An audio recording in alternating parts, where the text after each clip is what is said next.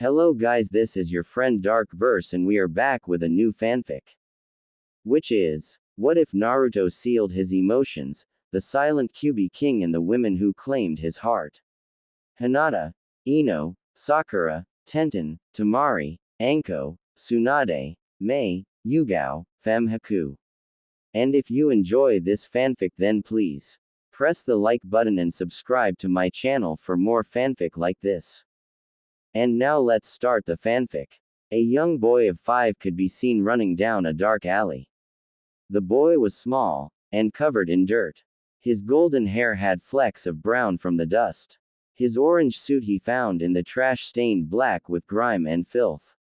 His face covered in dirt as shouts could be heard behind. The young boy's eyes were filled with fear, hate, disgust, anger, and loneliness. The boy rounded a corner to see the alley opened up into a wide street. "Get back here, you demon!" shouted a person in the crowd as they just saw the boy sprint out of the dark alley, and into the bright street. The boy was running as hard as he could. He turned a corner as he ran aimlessly. As soon as he turned a corner he felt a tug from behind. Instantly, he was pulled out of light, and was covered in darkness. The boy tried to scream, but found a hand over his mouth keeping the sounds from escaping. The boy was slowly dragged back, as he saw the crowd race past the shadows that veiled him. "Where did that demon brat go?" shouted one individual with anger laced through his words. Suddenly, a scream was heard in the distance to the boy's right.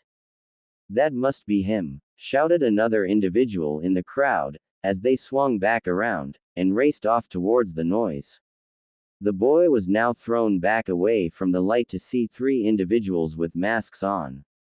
One man wore a mask of a serpent, another with a dog, and the last with a bird mask. Each one of them wore a long black cloak with a hood that hid their hair. Everything was covered except for their eyes. "Today must be our lucky day, huh guys?" spoke the serpent in a deep gruff voice. "Yeah, not every day we catch ourselves the demon fox," spoke the bird. "Hey, watch your tongue, bird, you know what Hokage Dono said about using that name," spoke the dog warily.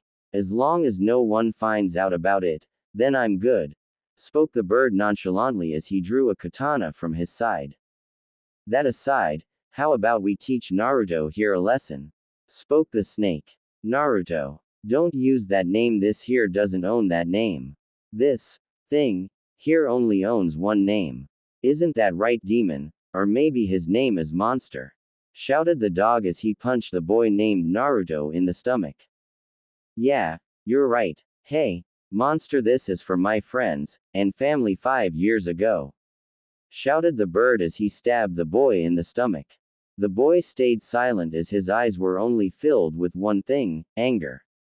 The 3 masked men took turns hitting, cutting, and stabbing the boy for several minutes. "Hey, I got a new jutsu to test out, can I do it on demon?"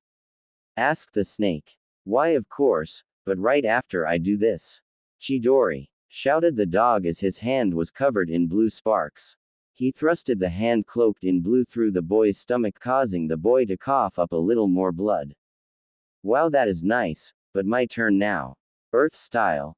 1000 spike prison," shouted the serpent as he slammed his right palm onto the floor. A moment later, small earth spikes jutted out from just about every angle, piercing Naruto's flesh slightly. None of the spikes hit a vital organ, or any deadly thing in or on the boy, but it did hurt like hell to him. The boy knew that if he spoke he would receive even more pain, so he was determined to stay quiet without even letting a whimper escape his lips. He stared at them defiantly as the sun started to rise. "Damn, Fox Day is over," spoke the dog as the 3 body flickered away from a young boy. Moments later, the spikes that were piercing Naruto's skin receded back into the ground and building. After several minutes, all of the injuries from the beating healed. He stayed put for a while till he drifted asleep. When he woke up, he looked at his stomach to see the wound from the dog's chidori fully healed. While he still felt sore from the beating, he knew he would be fine. After all, he was always fine. Even after all that had befallen the young soul, he persevered. Hey Q-chan, you there? Asked the boy out loud as he dusted himself off. Yeah Naruto-san, what do you need? Asked the fox inside of the boy. Why does everyone hate you?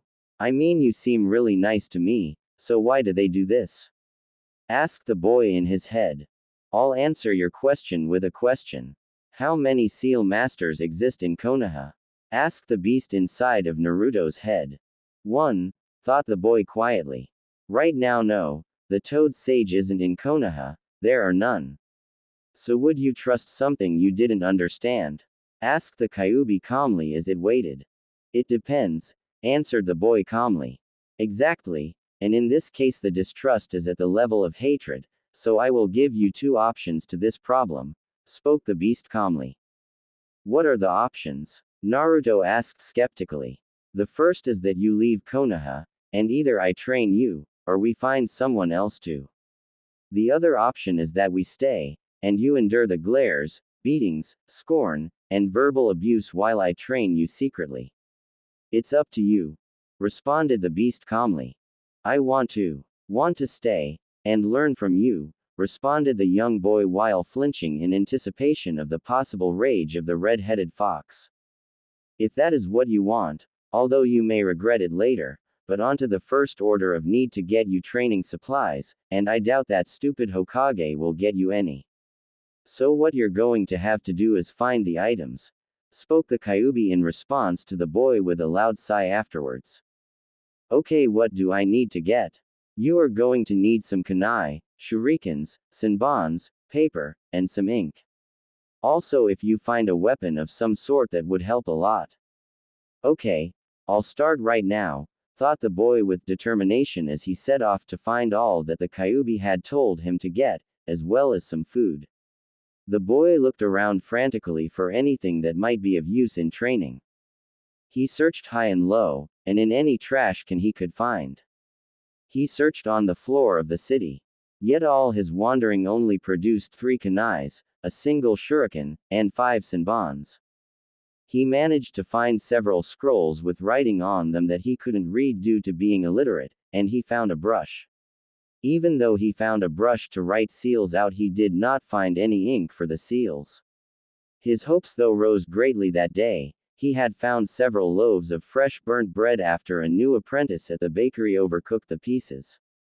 He had also managed to find a half-eaten apple. All in all, Naruto called the day a successful day. After eating the apple and taking a few bites out of his 3 loaves of bread, he went to the top of the Hokage monument, and he went into the forest above. He walked in the dense oak-ridden place for several minutes till he came upon a single ginkgo tree. He quickly ran up to it till he found a small depression in the wood. He pressed his palm up against it. Hey Q-chan, can you please push some chakra into my right hand? Yeah, give me a second, I just woke up, spoke the redhead with a loud yawn. Why do you sleep so much? Asked the boy curiously as a small amount of red enveloped his right hand. Because you are constantly getting hurt, so I have to keep you healthy, spoke the Kyūbi in a slightly angered voice. Okay, spoke the boy quickly as to not increase the sleepy demon's wrath any more. After a few more moments, a loud crack sound could be heard. Naruto looked behind him to see the floor start to open.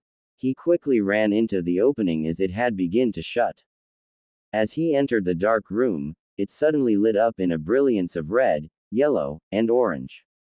He walked down the stairs, and into a small plain room that had several chairs, a table, and several seals on the white walls. The boy quickly walked across the tile flooring to the nearest seal with his right hand still covered in crimson. He pushed his red hand up against the seal, and out came a small picture. It was a picture of his family. Yes, he had learned of his heritage from the Kyūbi about a year ago. Flashback. Where is that brat? Shouted a nearby man as Naruto hid in a dumpster. Suddenly, the darkness that hid Naruto was taken away as light replaced the interior of the green container. We found you, demon fox, shouted a woman as she grabbed the young boy and pulled him out of the trash. She then threw him as hard as he could against the wall, and Naruto groaned slightly, but aside from that made no sounds as he sat himself up. He held his aching left side, and looked up at the dozens of people who had been chasing him on National Fox Hunt Day.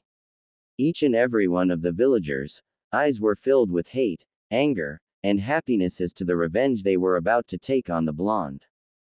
"Time to punish the little monster," spoke a round man with a pitchfork in hand, and an evil glint in his eyes. He started to stab the boy while others cut, stabbed, punched, or kicked him at the same time. After several hours of torture, they left a bloodied mess behind them that slowly rose. "I can't believe the fourth would do this to you, and that Kushina let him," sighed the demon fox. "What do you mean? It's not like the fourth was my dad," spoke the boy weakly as red chakra started to seep out of his wounds, and cover them, speeding up the healing process. "Actually, the fourth was your father, and Kushina Uzumaki as your mother," trailed off the woman as Naruto interrupted. "Why didn't anyone tell me who my parents were?" "They didn't tell you to protect you. Now just get up, and go get some food." "Chicken bone," shouted an angry fox at the blonde. Flashback end. The boy looked at the picture for several minutes. He sealed it back into the scroll along with everything else as he left the base. When he got out, it was nearing midday, so he went back into the city to look for more training material. On Naruto's way out of the forest, he encountered a small blue-colored beast with long hair. The beast was about as tall as a trash can, and was currently marking his territory. After a moment, the blue-furred beast lifted its snout into the air and sniffed. Suddenly, the beast growled in Naruto's direction. "Get out here now, I know you're behind that tree," shouted the beast angrily as Naruto. At this point, Naruto stepped out of cover, and stared at the creature that looked similar to a wolf, dumbfounded. "You can talk?" asked the slightly confused boy. "Course I can talk, now who the are you?" shouted the beast with its upper lip curled up. "I'm Naruto, and you are?" spoke the boy calmly as he puffed his chest out to look a little bigger. "The name's you," shouted the beast as it lunged at Naruto. The boy quickly sidestepped the beast, and jumped back, dodging a swipe at his abdomen. The boy quickly picked up a stick that was 3 inches in diameter and about a meter long. He quickly raised it as he readied himself for the beast. "Naruto-kun, let me take over this. You don't know how to fight," spoke the Kyūbi as the boy nodded. In an instant, the boy's blue eyes turned to a slitted crimson. His hair stained the color of blood, and his canines grew several inches as well as sharpening slightly. "Give up now before you won't be able to even more," spoke the young boy in a demonic-like voice while staring at the beast with a maniacal smile. The beast just whimpered as its tail went between its legs, and the creature laid on the floor in a sign of submission. "Please don't hurt me, I just was trying to gauge your strength, Alpha," spoke the beast meekly as it tried to get even closer to the floor. Just as this happened, the boy reverted back to normal as Naruto regained possession of his body. "What is your name, and what are you?" asked Naruto calmly as stared at the still crouched beast. "My name is Ice Fang, and I am a northern flame wolf," spoke the beast as it looked at Naruto. "How can you be a flame wolf with a name like that?" asked the boy, not understanding till he looked in the wolf's eyes. They were filled with sadness and loneliness, just like his own. "I would prefer not to talk about it," spoke the wolf, quickly dodging the topic. "You have 2 options, Ice Fang. The first is I kill you," spoke the blonde, which got a look of extreme fear onto the blue wolf's face. "The second is you submit to me, and become my friend." Naruto spoke as he showed a genuine smile.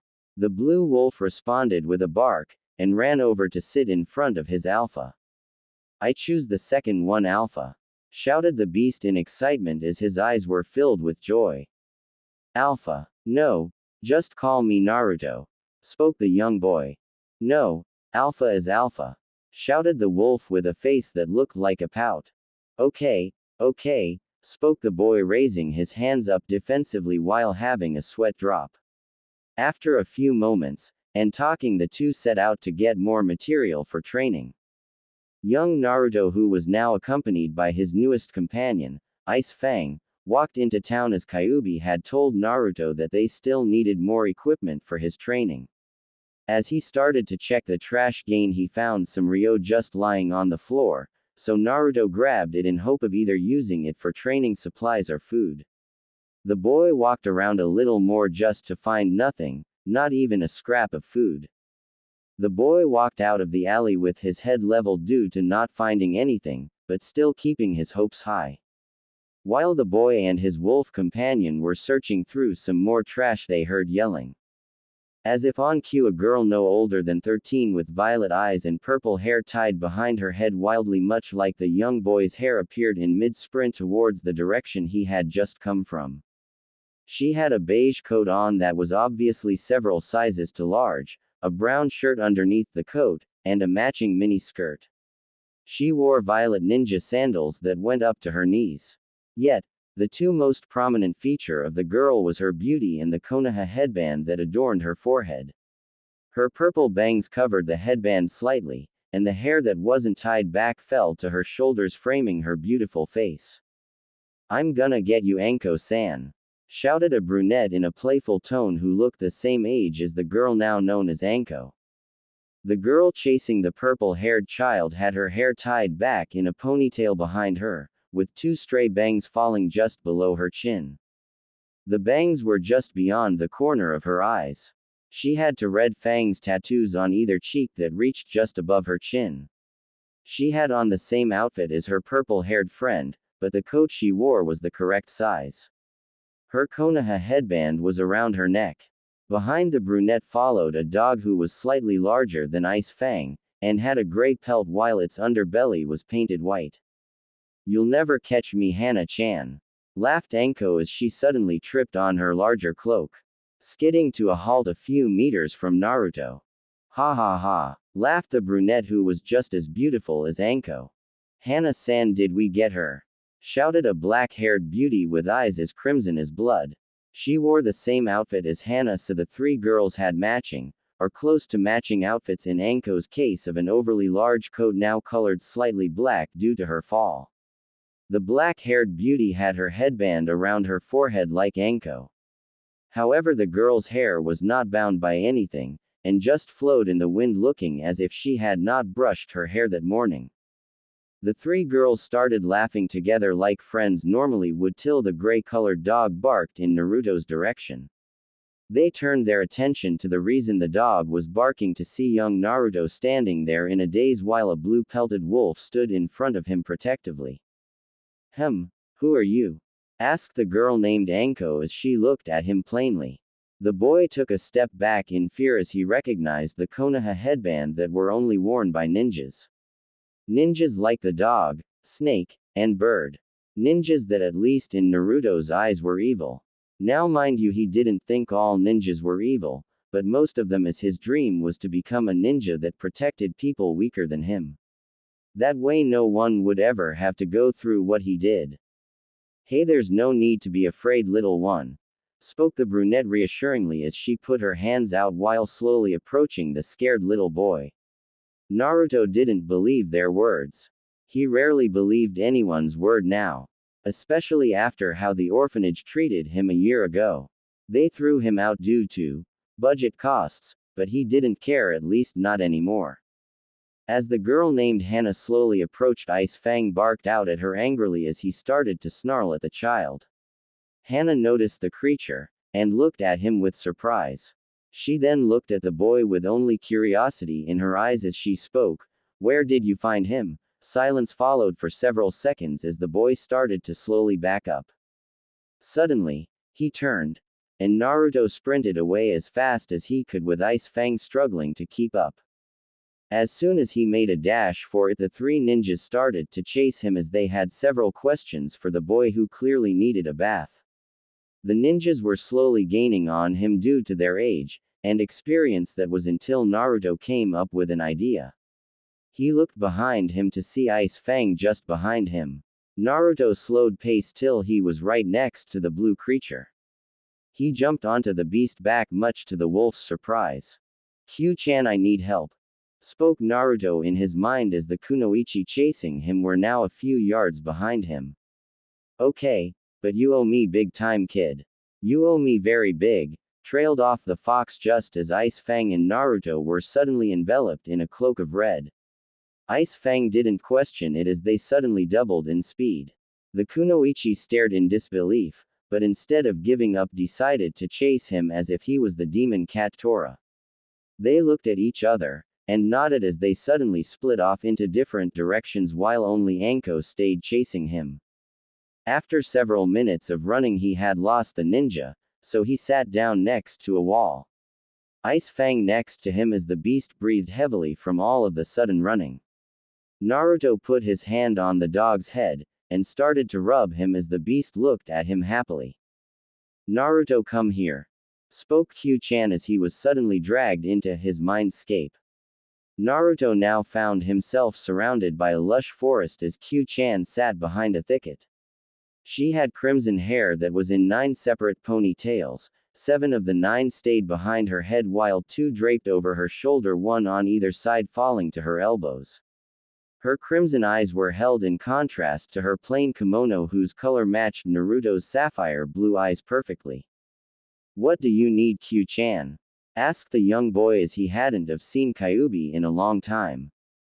Nothing, just trying to help you a little bit, she spoke as suddenly Ice Fang appeared out of nowhere. The beast looked around wildly before running off in a random direction to check out the trees. Why's Ice Fang here? To help you. There has always been one fatal flaw with companions, and that is the need to talk out in the open. So I brought you both here to fix that. Now that you both have seen each other in this place, you will be able to talk to him just like you do with me. Now I suggest you leave before you lose your head, spoke Kyūbi as she vanished, and Naruto found himself in his world. The boy had his eyes closed as he felt something cold against his throat. He opened his eyes to see a kunai to his throat as 3 pairs of eyes stared at him. Naruto quickly looked to the side to see the gray dog staring Ice Fang down. Oh man, I just want to rip his throat out, shouted Ice Fang into Naruto's head. Calm down, Ice Fang, Naruto spoke back as the beast suddenly looked at him inquisitively. Was that you, Alpha? Asked the blue wolf. You better believe it's me, spoke the blonde as the beast started to back up till he could feel Naruto with his tail. Now that you made us chase you, you better answer our questions, shouted Anko angrily as she stared down the boy. Calm down, Anko-chan, spoke the black-haired girl. Who are you? Spoke Anko, ignoring the other girl's words as she pressed the kunai into his throat just a bit harder, but not cutting his skin. Back away from Alpha, shouted Ice Fang as she suddenly leapt at the purple-haired woman. Just as he did, the other dog jumped at him, hitting him in mid-air, causing the two to fight. Did that dog just talk? Asked Anko wide-eyed as she looked in disbelief at the blue wolf who was now pinned to the ground by the larger beast. So I'm not the only one who heard it? Asked the black-haired girl. No, you heard right, Kurenai-chan. After all, he is a northern fire wolf. That's why I asked. Where did you find him? Asked Hannah as she looked into the blonde's eyes sternly. I found him in the woods. PP, please don't hurt him, stuttered the blonde as he looked at the 2 dogs in fear. We won't. Now why don't you tell us your name, and where you live? Spoke the brunette kindly as she pulled Anko's kunai from the boy's neck. Naruto saw this, and decided to trust them a little. I'm Naruto, spoke the boy meekly. And where are your parents? Asked Kurenai. Naruto merely hung his head low at this question as the 3 put 2 and 2 together, looking at the boy sadly. Where is your orphanage? Asked Anko in a softer, kinder tone as she looked at him with caring eyes. I live out here, spoke the boy plainly, much to the girls' disbelief as they stared wide-eyed. That's not possible. I mean, how can a 4-year-old take care of himself? Spoke Hannah after recovering from her shock. I'm 5, and you'd be surprised, spoke the boy angrily. The girls looked at each other in disbelief at hearing this boy say he was actually a 5-year-old than what they thought was a old 3 maybe young 4-year-old. You sure don't look 5 kid, spoke Anko teasingly. Anko-chan, shouted Hana-I disbelief at the way her friend was treating the malnourished boy. Well he is. So what if he looks young? You can still show manners. Maybe you two should calm down, spoke Kurenai suddenly as she approached Naruto slowly like a cat stalking a mouse. Naruto started to panic once more as his head was filled with images of beatings, but what he got instead was a surprise all its own. The black-haired girl was embracing him. His head was in her chest hearing her steady heartbeat. It's all right Naruto-kun. Just calm relax, spoke Kurenai in a motherly-like tone. He looked up into her eyes to see them filled with care for him. After several minutes of talking, the two groups said their goodbye as Naruto was now happy to find 3 girls, and a dog to call friends. Naruto looked up into the sky to see it was midday, so he went back into town grabbing his ryo he had found on the ground earlier tightly. The boy looked through the city till he found the ninja shop.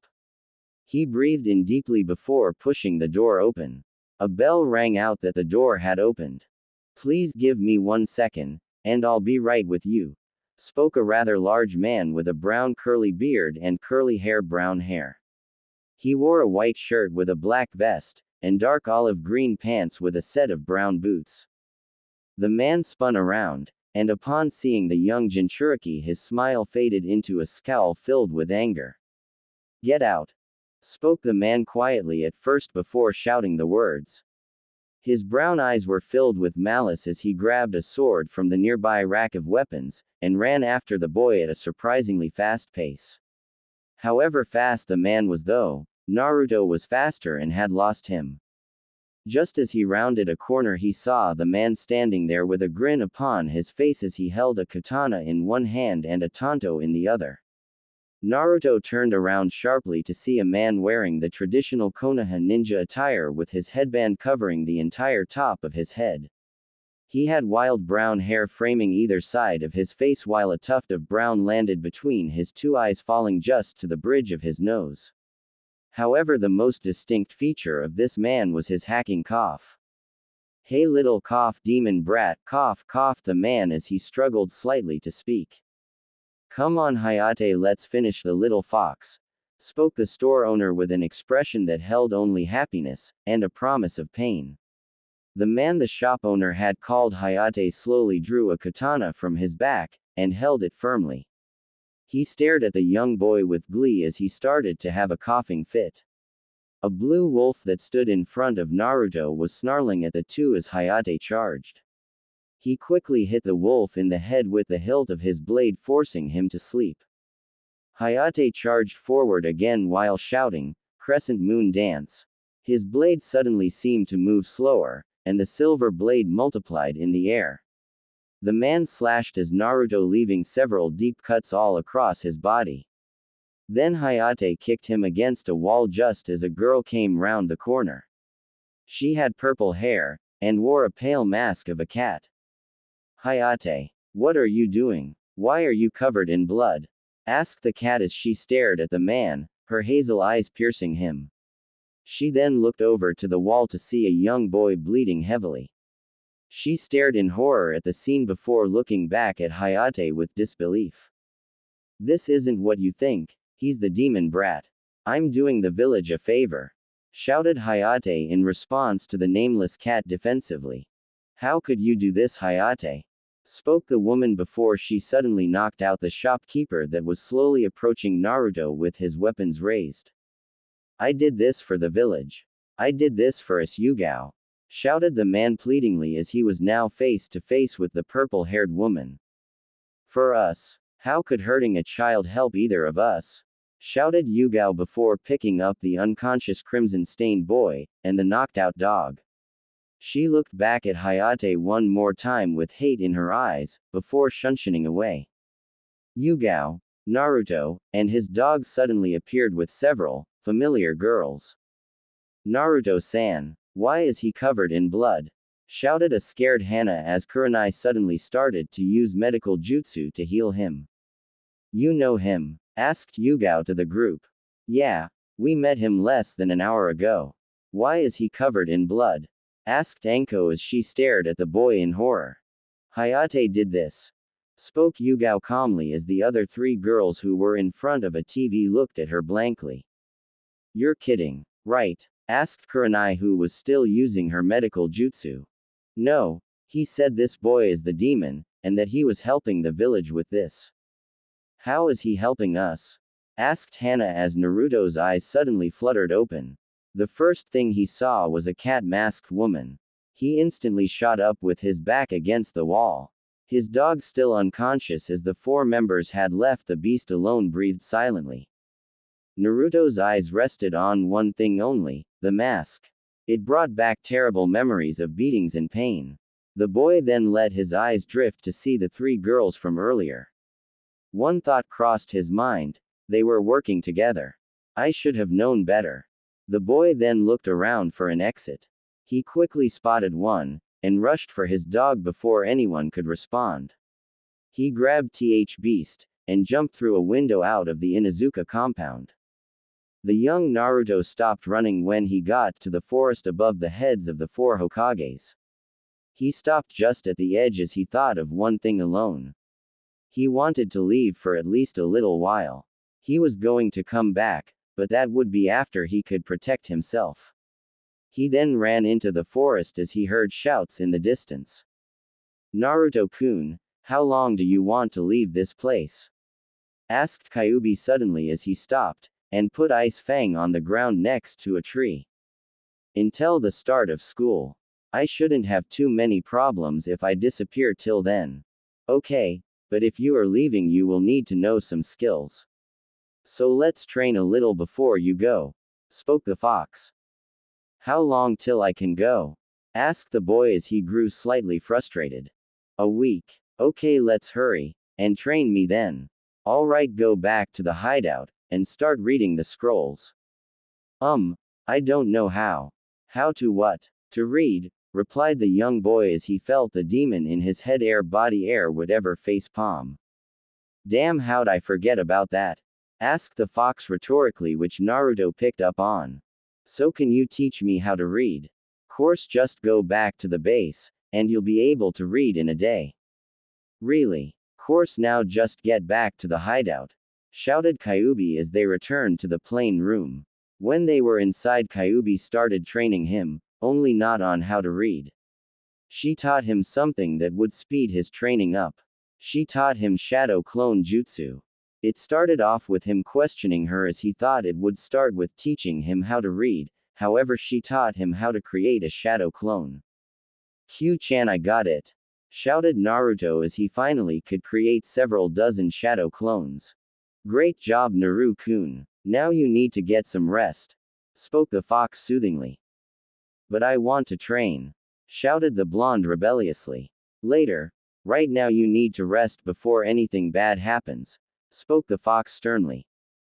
What could possibly happen? Started the boy before he fell forward unconscious. I told you, spoke Kyūbi as Naruto appeared inside his mindscape. Okay, I got it, spoke the boy. He was tackled from behind by Ice Fang. Alpha, shouted the beast as he started to lick him uncontrollably. Okay, Ice Fang, please stop, I have some questions for you. Okay, Alpha, what do you want to know? You said you were a northern flame wolf, right? Yes, I am Alpha. What are northern flame wolves? I don't know, no one ever told me. I can shed a little light on this subject, spoke the crimson-haired beauty as she wrapped Naruto up in a hug. What is he, Q-chan? Asked the boy as he nuzzled his head into Kyūbi's double D-cup chest. A northern flame wolf is part of a species that dates back to the time of the Sage of Six Paths. Much like the 10 tails being split into 9 separate entities, there was a small species, as you can guess, called the flame wolves. These beasts were very dangerous as the power they had drove many of these loyal beasts to madness. Instead of being peaceful creatures, they turned feral, and attacked anyone on side, friend or foe. So the sage split these beasts that had the power to control all 5 elements into 4 separate entities.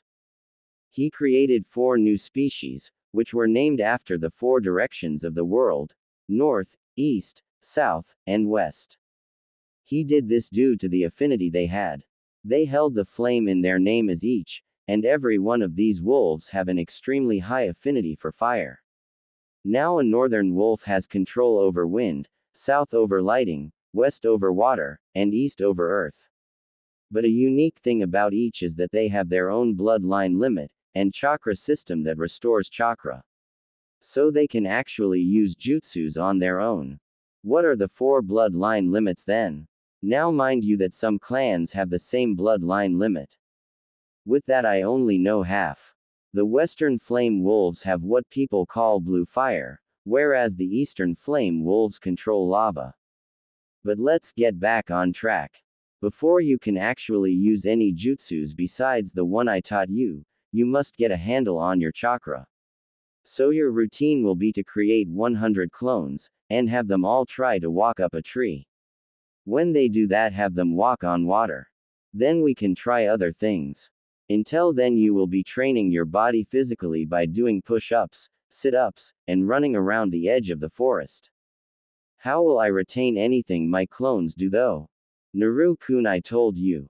When you dispel them you gain everything they experienced as information for.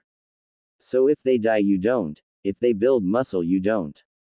You only gain the feeling of it all, but if they get tired you are also get tired. Okay, well I'm off to train.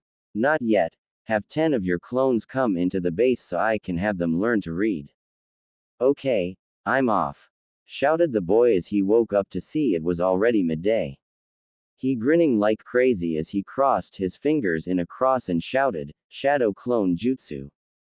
They all went off in their respective directions to learn everything as the real Naruto started to do push-ups and sit-ups. Time skip. A week had passed, and Naruto could now walk on water without having to think about it, and he could read better than most teens. He had also found some food in the forest such as berries that Kyūbi had told him were fine along with a rabbit he had cooked, and eaten. So instead of a malnourished boy he was now a healthy, and extremely athletic one who no longer had trouble running. The boy walked into the base one last time before leaving. He looked around till he saw a small tear in what should have been a stone wall. He walked over to it and drew a kunai. He pressed the blade to the wall, and instantly the stone ripped. Naruto looked at it to see it was paper. So he gripped the paper, and ripped it off. An opening just big enough for Naruto to crawl into appeared. He shrugged his shoulders before starting to crawl. After several minutes it came to an opening where a large chest was in the middle. He walked to the center of the room while looking around for traps. When none had sprung he opened the chest. He waited another second yet still no trap, so he looked inside to see a scroll with the head of a dog on it, and a single katana. The katana was in its scabbard that was a solid black color with crimson crawling up at a curve. He picked the sword up to feel that it was a very heavy weapon. The hilt was 2 feet long. The boy pulled the scabbard off the large weapon to see a blade 5 feet in length, which was far too much for Naruto, for now. He looked at the hilt, which was wrapped in plain black cloth. The katana had a crimson rectangular handguard, and was a foot long and 6 inches wide. The blade itself had a single sharp edge colored blood red with a single strip of dark blue going up the sharp curved edge, up to the tip of the katana. The blade had the kanji crimson fang on it. The boy quickly sealed the weapon in his sealing scroll before grabbing the scroll still in the box. He opened it to see a single blurred out name on the list with contract at the top. The odd thing about the name was that it had a faint smell of blood. What is it? Thought the boy. A summoning contract. I suggest you sign your name in blood under the other name. The hand signs boar, dog, bird, monkey, and ram. The slam your hand onto the floor, spoke Kyūbi calmly as Naruto followed the directions. A cloud of smoke appeared, and when it cleared a dog stood in front of Naruto. The two stared at each other eye to eye as they were the same height. Who are you? Spat the pure yellow wolf. Naruto, and I think I'm your summoner. Only if you can pass a test first. Grinned the beast as they continued to stare at each other. Okay, what? Bring me a flame wolf. Smirked the beast while thinking he would win this one. Oh, Ice Fang, shouted Naruto with a grin, while the beast had a confused look on his face. Yes, Alpha, shouted the beast as he came running into a wide-eyed yellow wolf. What? How? Shouted the beast in disbelief as Ice Fang suddenly jumped in front of Naruto in a defensive stance. Who the are you? Snarled Ice Fang as his upper lip curled back. You win this one, boy.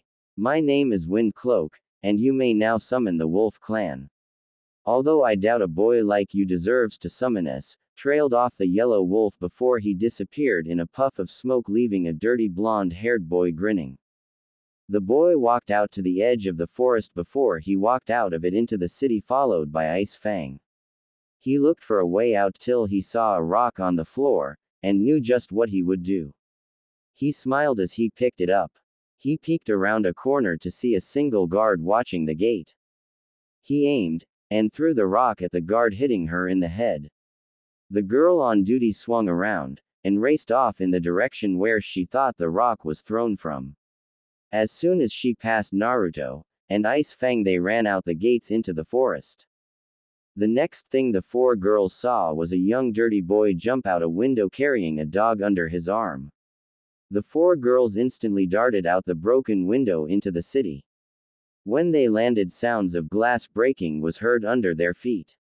The four young girls, however, ignored the pain of the glass, and chased after the boy who was already out of sight. They jumped from building to building, trying in vain to search for the injured boy. Hana Inuzuka even got several hunting dogs to try and find him, however it was to no avail as he was still missing. They searched well into the night, and only stopped due to the Uchiha police force telling them to stop as they were disturbing the peace. The four girls went back to their respective homes after deciding to meet up at the Inuzuka compound tomorrow to discuss their thoughts and concerns. The morning arrived all too soon for the four girls as their thoughts had kept them from getting too much sleep. Anko, Kurenai, and Yugao were in front of the Inuzuka compound waiting.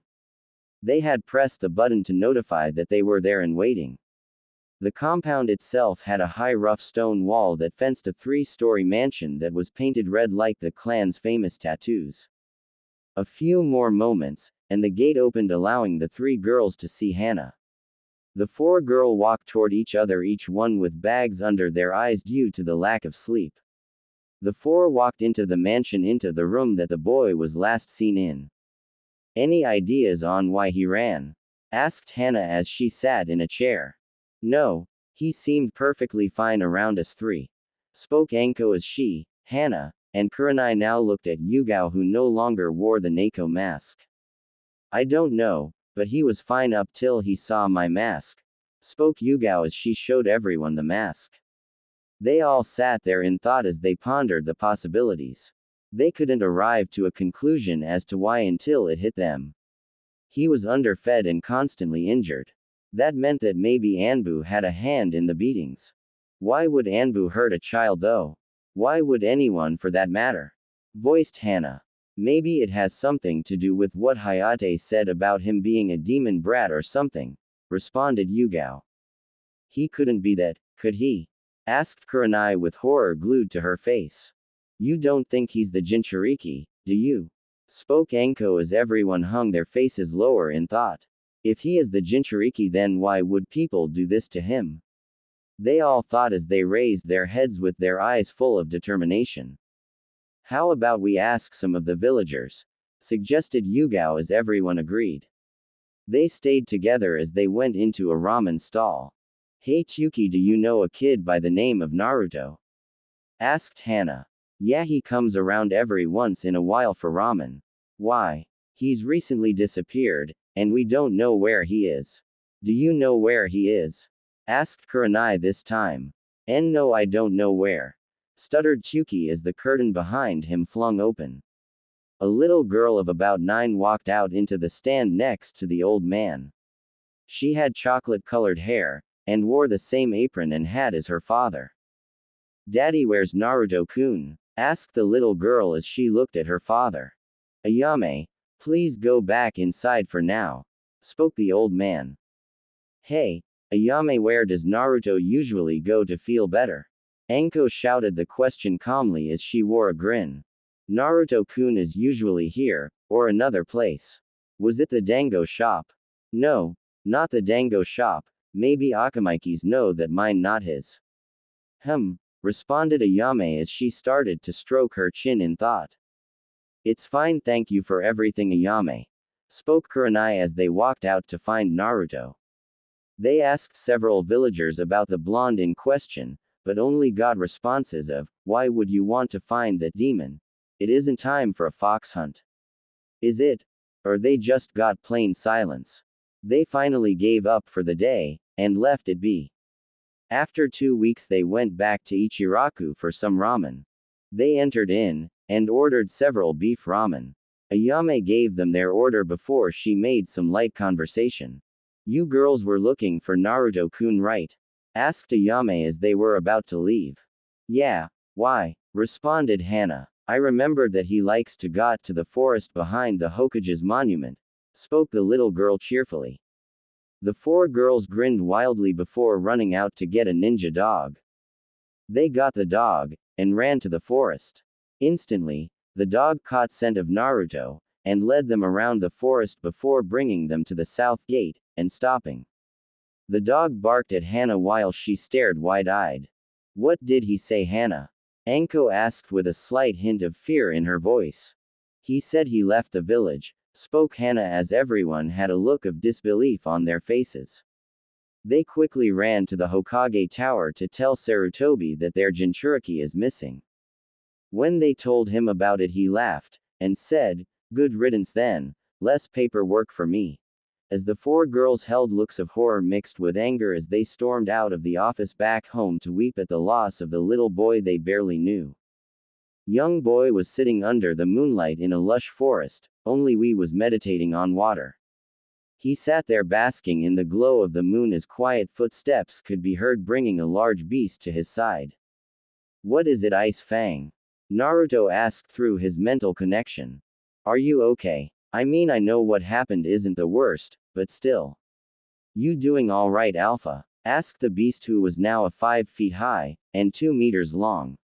His pelt seemed to glow in the moonlight as the calm water was broken by another. "Alpha, are you okay?" asked a yellow wolf who was the same size as Ice Fang. "He is fine, Wind Cloak. I thank you very much for training Alpha and me though," spoke Ice Fang as he bowed slightly. "Not a problem, it's the least we could do to amend the actions of our pack. I apologize once more for how I treated you many moons ago," spoke Wind Cloak as he let his nose touch the water's shimmering surface. "The past is already gone, and nothing can be changed. You can only move ahead to try, and take your mistake to heart and fix it." The boy voiced to both beasts in their mind. "I know, it's just spoke Wind Cloak as Naruto interrupted him. "I know what your first summoner did, and I promise I will never betray this pack. I swear on anything you hold value to that I will die before I betray you like that," voiced Naruto as his mouth still hadn't uttered a word in 3 years. Not after the 11-year-old had experienced persecution at the hands of everyone in Suna, Kiri, Iwa, Kumo, and anywhere else he went. For some reason Lady Luck was never beside him, except if even she chose to hurt the young blonde. The boy sat up while looking into the night sky just as clouds moved in front of the moon, obscuring it. The boy held his emotionless look as he continued to stare for a while, thinking of how tomorrow would be. Today was the last day of his training if he wanted to even have a chance of graduating the academy tomorrow. He had chosen to enter the last day of the academy as very few realized all you needed to do was to pass whatever they gave for a test regardless of how old you were to become a ninja.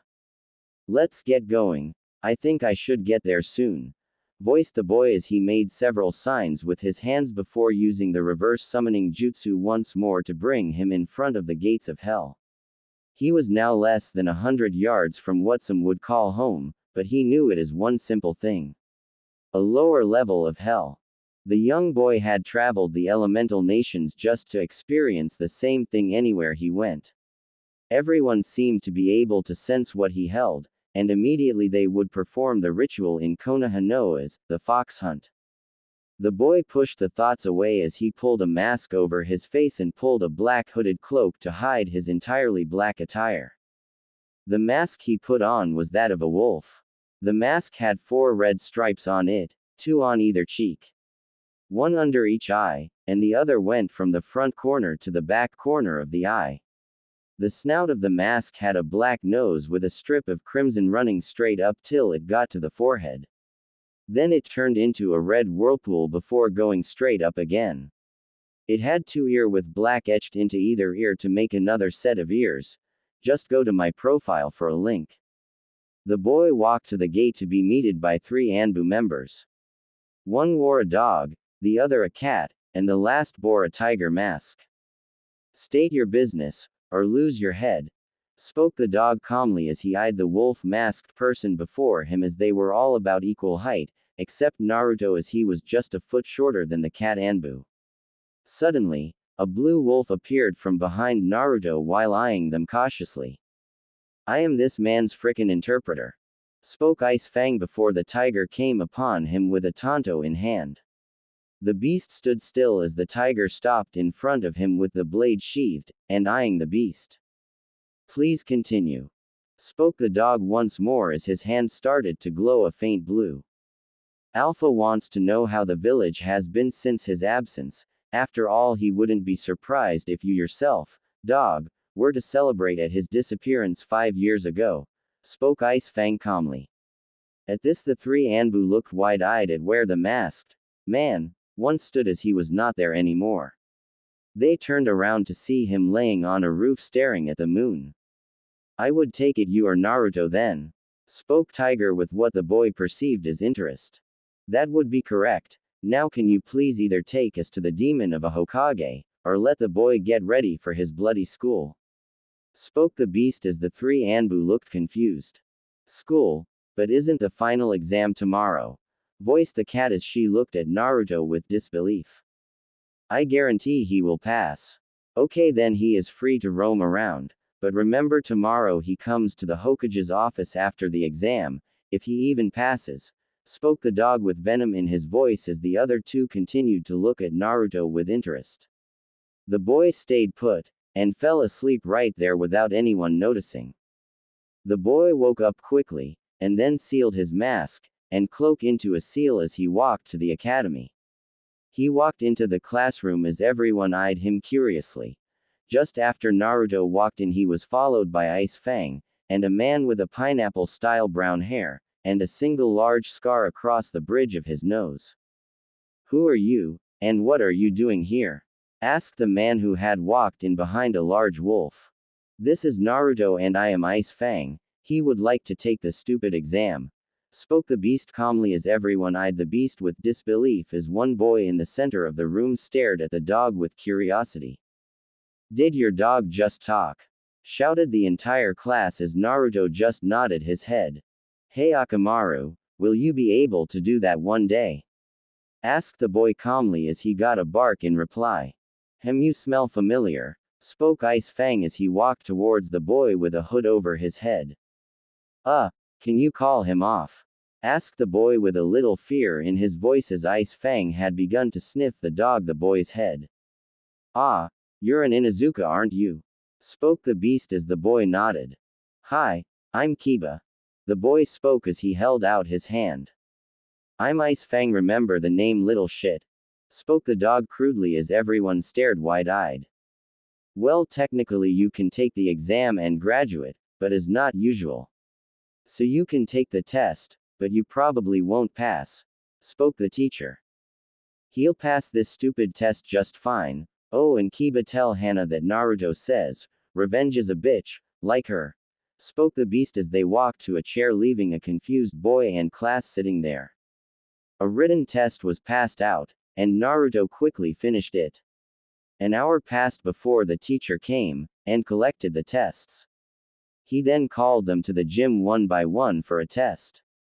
It was to do the body replacement, clone jutsu, and the henge. When Naruto's turn came up, he walked into the gym as he was guided by the man called Iruka-sensei by the entire class. "Do the Academy 3 please," spoke Iruka as Naruto did the hand signs while Ice Fang said the words. He did the 3 easily. "Okay, wait outside for the spars," spoke a man with anger. Naruto hated this man. This man was someone who constantly set up fox hunts in Konoha. He was Mizuki. He walked outside as spars started happening one after the other. Naruto waited till his name was called. He had to fight a kid by the name of Sasuke Uchiha. They both walked up, and eyed each other. A Hajime was heard, and Sasuke charged. Naruto stood still as Ice Fang stood next to him. "You gonna move, Blondie?" shouted Sasuke as he threw a punch to Naruto's gut. As the punch approached, Naruto turned, and slammed a palm into Sasuke, sending him into the ground into unconsciousness. Everyone stared wide-eyed at what the boy had just done to the Academy favorite. Iruka just stared in disbelief before he managed to utter the words, "Winner Naruto," as silence followed. The two got up, and Iruka called out names of who passed, and they all went up to grab a headband, including Naruto, as he walked away to see a lilac-haired girl with lavender eyes sitting on a swing by herself. As he was about to walk over to her, he saw Mizuki walk up. He pushed chakra into his ears to listen in on the conversation. "There is another way to pass Hinata," spoke Mizuki. "How?" asked the girl between sobs. "You can always take the backup test." What's that? All you have to do is go to the Hokage's tower, and grab the forbidden scroll, and bring it to training ground 44, and give it to me. This will show that you are worthy enough to be one of us, and you pass the test," spoke Mizuki happily while laughing at the prospect internally. Hinata just nodded before getting up, to go prepare. Naruto was walking on top of the fourth's head while debating with himself in silence. He was pacing back and forth while holding a hand to his chin, stroking his imaginary beard. "What do you think, Ice Fang?" spoke Naruto through their connection. "I'd say we should do it," spoke the beast lying just at the edge of the forest. "Why?" asked Naruto as he stopped and stared at the lazy beast. "That Mizuki guy seems suspicious, and you might be able to learn something from the scroll that the little girl is stealing," yawned the beast as he closed his eyes. Good point," whispered out the boy as he mulled it over. After several minutes he decided it would be for the best. He quickly got up, and lightly kicked the beast awake as he walked into the forest. Ice Fang begrudgingly got up, and followed Naruto into the woods. Naruto came upon a familiar sight, and walked up to the ginkgo tree. He pulsed some chakra into it, and went down into the opening as it shut behind him and Ice Fang. Naruto looked at the untouched base that was littered with dust. He quickly made several hand seals as Ice Fang spoke wind style. Great breakthrough, causing a light gust of wind to clear the dust away into a corner where Naruto sealed it into a scroll. The boy quickly sat down, and started to unpack his dozens of scrolls. He quickly unsealed a desk, and put it in the corner of a room, followed by a chair. Naruto hung dozens of seals on the walls as he painted words below the scrolls. He mulled over what he was getting himself into before he changed his gear. Naruto was now in the standard Anbu gear with his wolf mask on to hide his identity. "I think this will make Mizuki a little scared," thought the boy maniacally as he quickly started to unseal several weapons. He now sported a katana strapped to his back. The entire blade was pitch black with drizzles of crimson splashed log it. He also had a single karma on either hip with holes in the mini scythe. Lastly, he had a scroll strapped to his left bicep. The boy walked out of his hideout followed by Ice Fang as they looked out across the village while Naruto grinned behind his mask. The boy waited atop the stone faces as he saw movement in the city heading to Training Ground 44. He grinned once more as he shushined away in a flash of dark gray mist. He was now in the center of the forest watching the little girl try practicing one of the techniques. She was having a hard time doing any of them. Midnight came around as did the silver-haired instructor.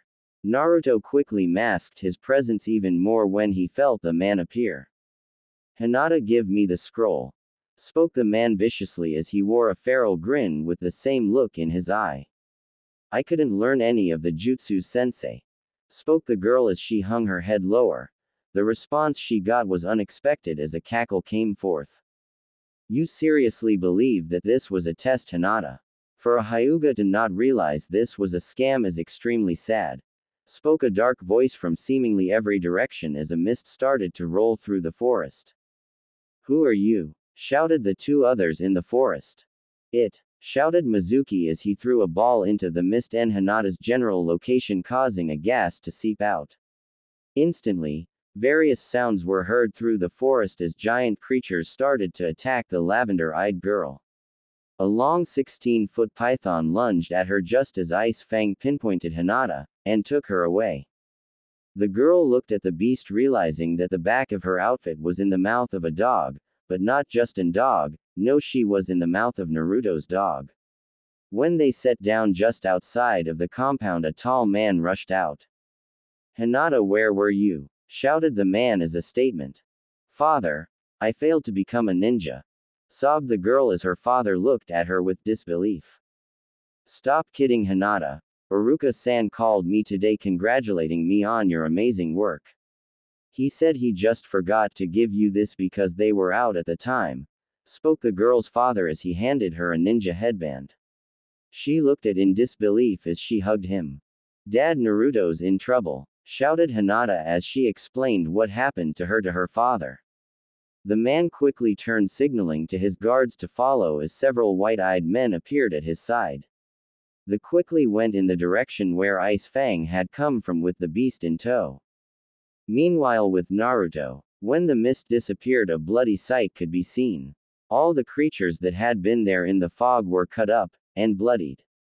Sections of snake, tiger, gorilla, and other various creatures were strewn about in a crimson mess.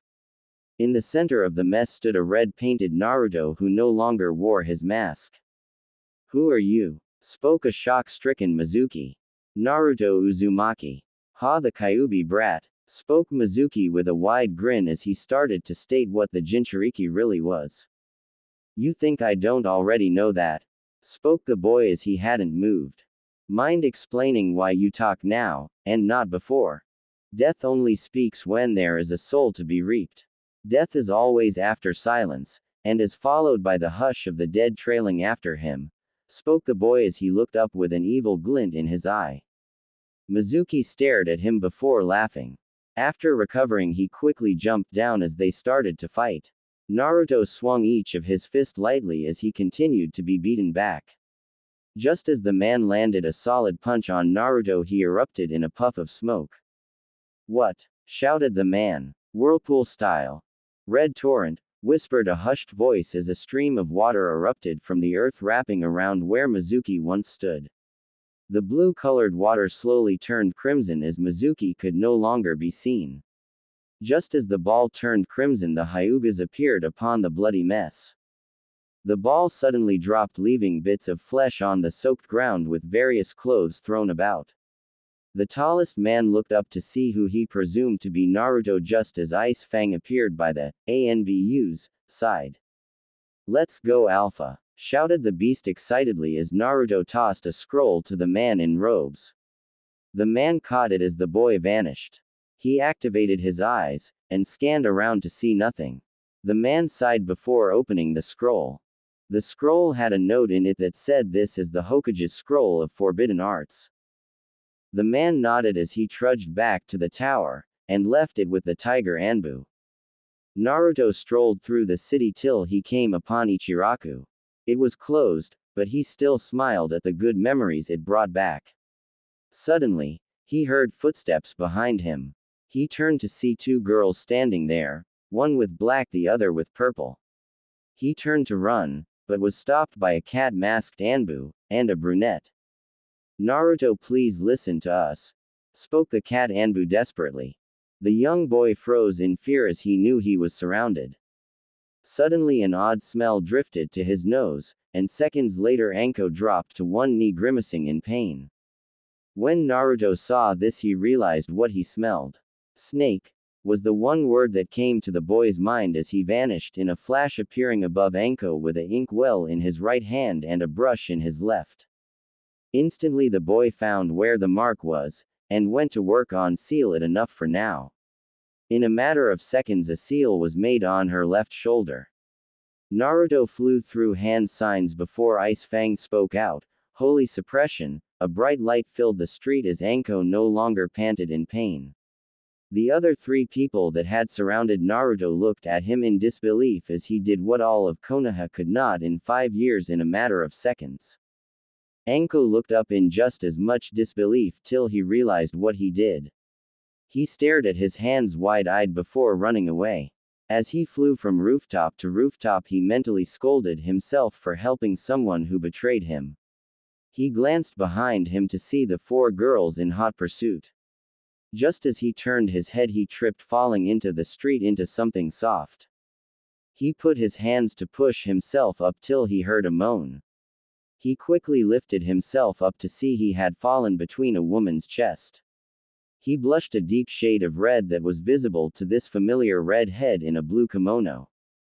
"There you are, Naru-chan," yelled the woman as she hugged him, all of a sudden slamming his head back into her double Ds. Then Ice Fang landed, and shook his head as he laughed.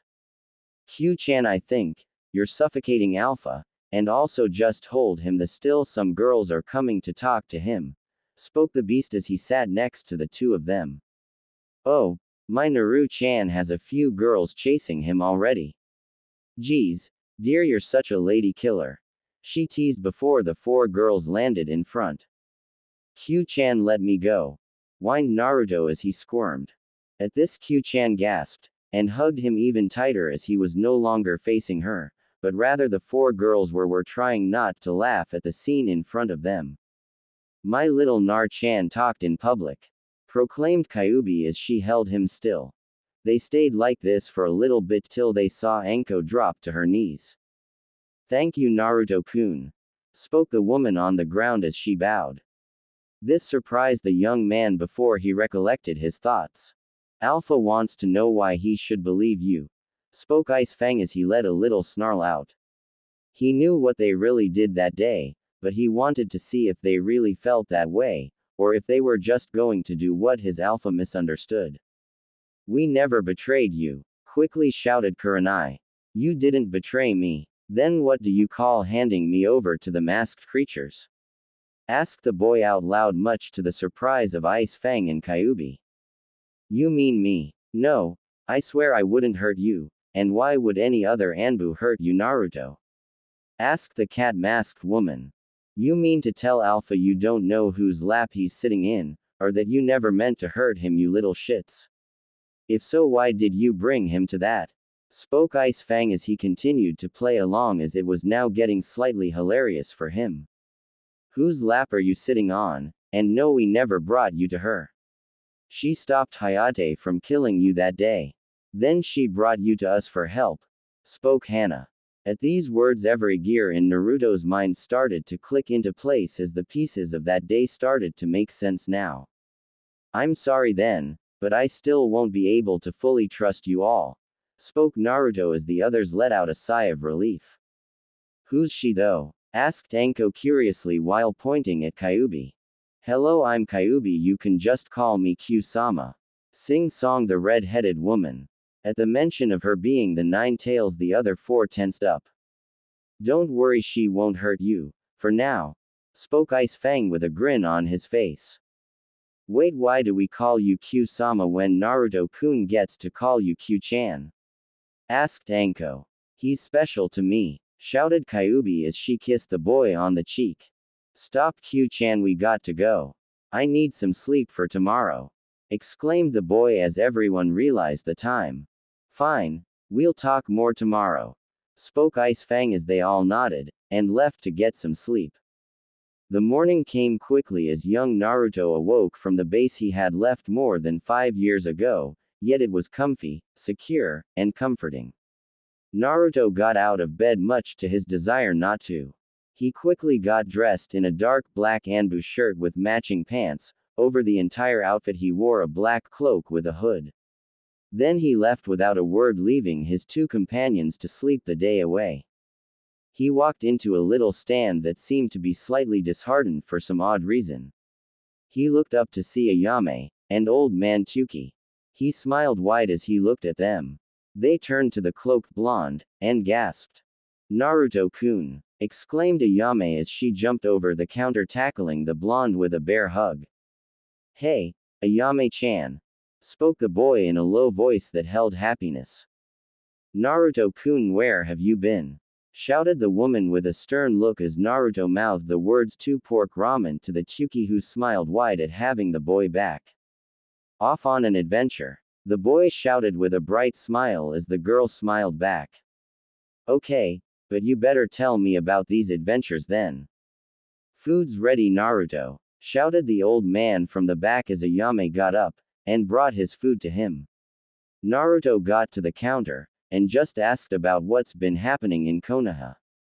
He listened intently till Ayame mentioned something about a fight in an alley with several Anbu involved.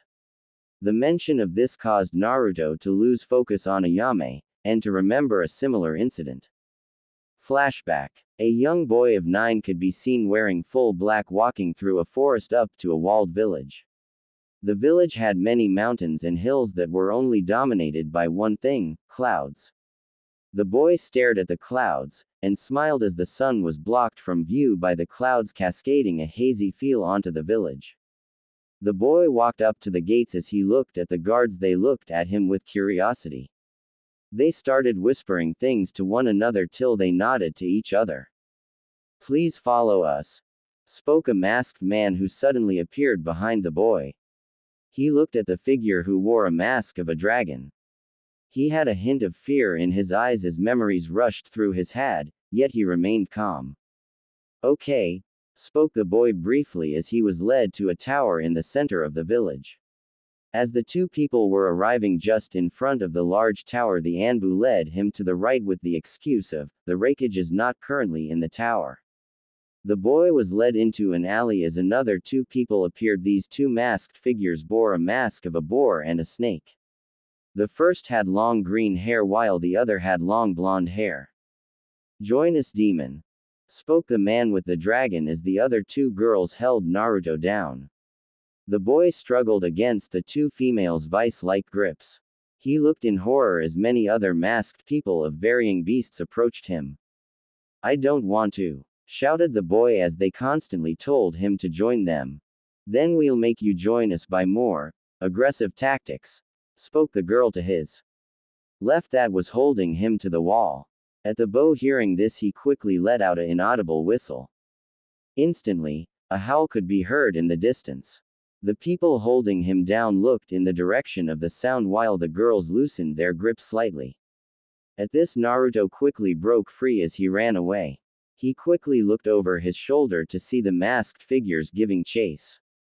He quickly rounded a corner, knocking over a blonde girl who had her hair tied in a ponytail. "Sorry," shouted the boy as he ran past the gates out of the city as he heard dozens of jutsus called out with things flying overhead such as fireballs, lightning, and waves of water. The boy ran away, ditching the Anbu as he had now gone deep within the country. He let out a sigh before he rested. Flashback end. The boy refocused on Ayame, but just before he went to talk he looked at the time to see he had to go to the academy. So with that, he left the needed money on the desk as he sprinted to the academy. He got to his class just on time. He quickly took the only seat not taken in the far left corner. He sat down right behind Hinata as Aruka walked in with a big grin on his face. "Morning, class," spoke the teacher as everyone responded back in a similar manner. "What's today's lesson teach?" asked a kid in the back of the class. Naruto just tuned them out, and looked out the window to see Ice Fang walking up with Kyūbi in tow. He grimaced, then looked at Iruka just as he said, then led by Kakashi with Sakura, Sasuke, and Sai. This was followed by a pink-haired girl screaming, "Love triumphs!" and a HNN, as well as several groans and disappointing looks. Settle down, class. Anyways, Team 8 is led by Kurenai with Hinata, Kiba, and Shino. Team 9 is led by Asuma with Choji, Ino, and Shikamaru. Your new teacher will be here shortly, finished Iruka as he looked up to see Naruto with a hand up. Yes, Naruto? Asked Iruka as Ice Fang walked into the classroom. What team are Alpha and me in? Barked the dog. Oh, that well, the Hokage said to go talk to him. Something about too much evil in the tower, spoke Iruka as Naruto nodded and walked out. The boy quickly went to the tower, then into the Hokage's room. You wanted to see me? Ah, yes. Due to you not having been in school as long as the others, I have decided to have you do simple D-rank missions, and to learn from various other teachers to improve your level to sufficiency. So basically, because I entered last minute, I screwed the whole amount of students up, so you had to think of an alternative, and due to being lazy, and having evil to deal with, you decided on this, because it would decrease the amount of paperwork, right? Spoke Naruto as the man just stared wide-eyed at his careful deduction. I choose to retain information regarding that, and also here are the teachers you can choose to learn from for now, spoke the Hokage as he put out 5 papers. The 5 papers had the names Anko, Ibiki, Hana, Hayate, and Guy. What would each teach me? Anko would teach stealth, survival, poisons, and how to use kunai and shurikens. Ibiki would teach interrogation. Hana would teach chakra control, medical ninjutsu, and tracking. Hayate would teach kenjutsu and gathering intel, and lastly Guy would teach you taijutsu, spoke the old man. I'll pick Ibiki as my first teacher, spoke the boy as the old man had an appalled visage. Naruto just ignored him, and picked up the paper with Ibiki written on it. The boy looked at the paper that said he could be found at the prison, so Naruto started going to the man. He walked down the dark stairs where screams of pain could be heard. Naruto walked up to an iron door, and opened it while Ika Fang spoke, Naruto here to be taught. Ah, so you are the student, I thought you would start with something more relaxing, spoke a man with scars covering his face. Alpha, I leave you with this man, spoke Ice Fang as he walked out. So what do you already know about the subjects I am teaching? Asked the man. I don't know much about interrogation, spoke the boy as the adjust smiled wide with glee. This will be very fun, thought the sadistic man with glee. Time skip. Naruto walked out of the prison again as he had finally finished his course with Ibiki, and he was slightly sad at this. He now saw the man as more of a father figure he never had. A messed up and sadistic father, but a father nonetheless. Ibiki and Naruto had grown close through the inflicting pain upon prisoners, and gathering intel on what Kakashi looked like without his mask on. Unfortunately, he never figured out what was hidden beneath the man's mask, but he figured he's find out one day. The boy walked up to the Hokage's tower as he was ready for another teacher. He walked in to find the Hokage sitting in his seat signing papers that seemed to grow by the second. The man was sweating rivers at how much of an exercise he was getting by just signing things. The man looked up and handed the boy a stack of 7 papers while he said, "Choose one," and got back to signing papers that were starting to touch the ceiling. The papers Naruto looked at had asterisk Yugao, Kenjutsu and speed training, Hana, chakra control, tracking, and medical ninjutsu, Kurenai, genjutsu and chakra control, Kakashi, elemental ninjutsu, Guy, strength training, speed training, and taijutsu, Hayate, kenjutsu and intel gathering, and Anko, poisons, stealth, and survival, written on the papers. Hokage, I'll choose. Hokage, I'll choose. Hey, Alpha, is it time to choose the next teacher? Yeah, why do you ask, Ice Fang? 'Cause it's my turn to choose, and we need to go see Hana, shouted the beast. Fine, you heard us, Hokage. Ah, okay, I'll inform her, spoke the old man in a worn-out tone as if he was being hypnotized by the work in front of him.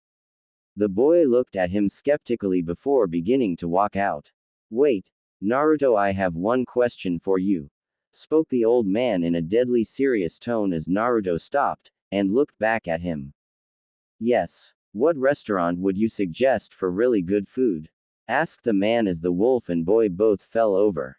Ichiraku's, spoke the boy as he ran out to escape any more stupid questions. I thought so, spoke the old man darkly as he wore cynical grin. Naruto was walking down the road at a very leisurely rate as he went a sudden gust of wind pushed him forward, slightly knocking him over. He looked up to see flashes of black fly forward. What was that about? Beats the shit out of me, responded Ice Fang as they started to walk to Ichiraku for some ramen.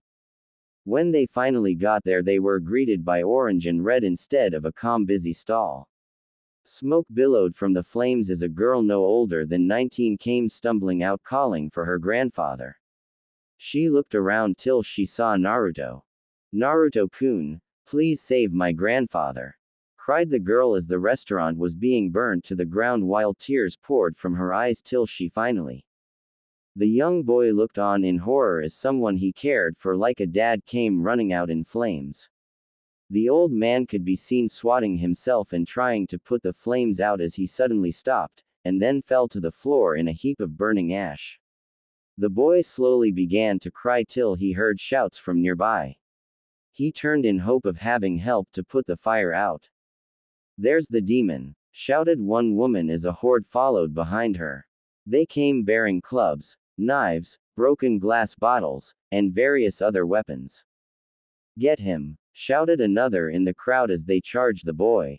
Ice Fang, put her somewhere safe, shouted the boy as he sprinted away while the wolf jumped from roof to roof with the unconscious woman on his back. All the while Naruto was jumping from shadow to roof and back trying to hide. He finally lost the villagers, so he hid in his base he had before he left the village. I'll be safe here, thought the boy in comfort as an explosion was heard behind him.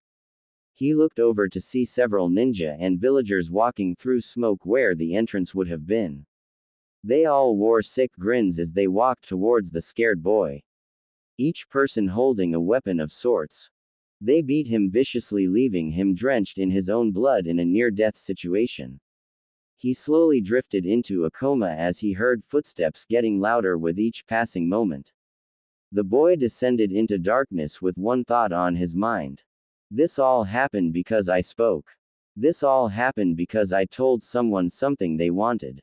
My own mouth betrayed me, thought the boy as he kept reciting it in his mind, slowly thrusting his heart into darkness. The boy woke up, and slowly looked himself over to see that he was covered in bandages. He looked to the side to see Kyūbi sitting against a wall. He looked at her gratefully before he stood up. He slowly walked forward, and looked around. He looked for several minutes till he found a black board with a small amount of chalk. He picked them up, and slowly trudged out as the sun bore upon his figure. He looked at the rising sun with an emotionless expression adorning his face.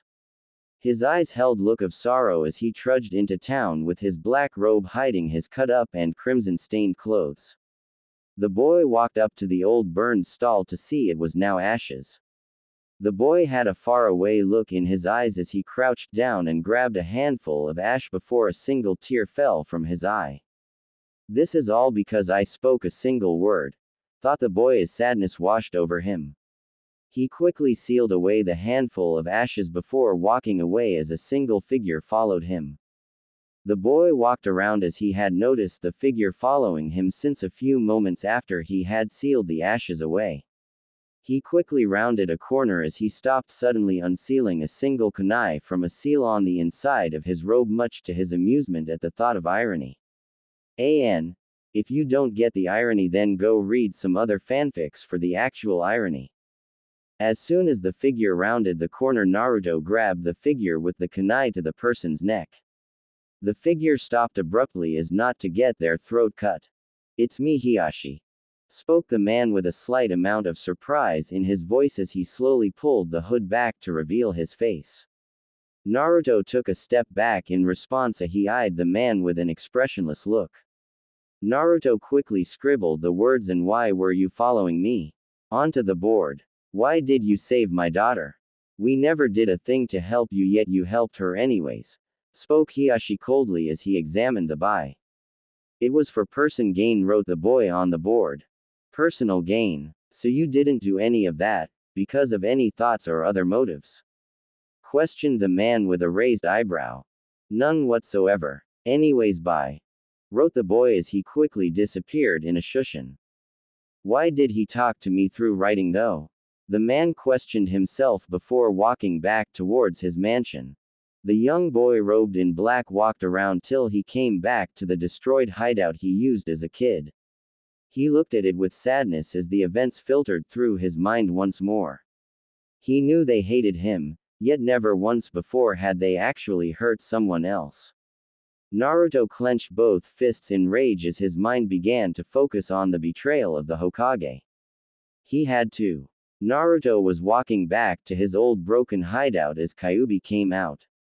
She looked at him with concern at seeing him out and about, but what she was more worried about was his emotional standpoint. "Are you okay, Naru-kun?" "I'm fine," wrote the boy as he walked past her. He walked straight to the back wall, and performed some hand signs before thrusting his hand onto the wall. It opened slightly to reveal the old chest he once found when he was younger. He had chosen to put it here for security reasons. He walked up to the chest, opened it, and pulled out several vials of red liquid. He popped the corks off of the 5 test tubes, and slowly smelled each and every one of them. He capped 4 out of the 5, and drank the one he left open. His eyes flickered red slightly, and then returned back to the sky blue color. "That time again?" questioned Kyūbi with a sad look on her face. Naruto's only reply was a mere nod of his head before he walked out of the base. When he got out he whistled, and the next thing he knew Ice Fang was behind him with a questioning look. Naruto turned around to see a little girl no older than 10 on the floor asleep. He walked up to her, and slowly started to rub her hair gently. The girl smiled slightly in response to this as if she felt happy.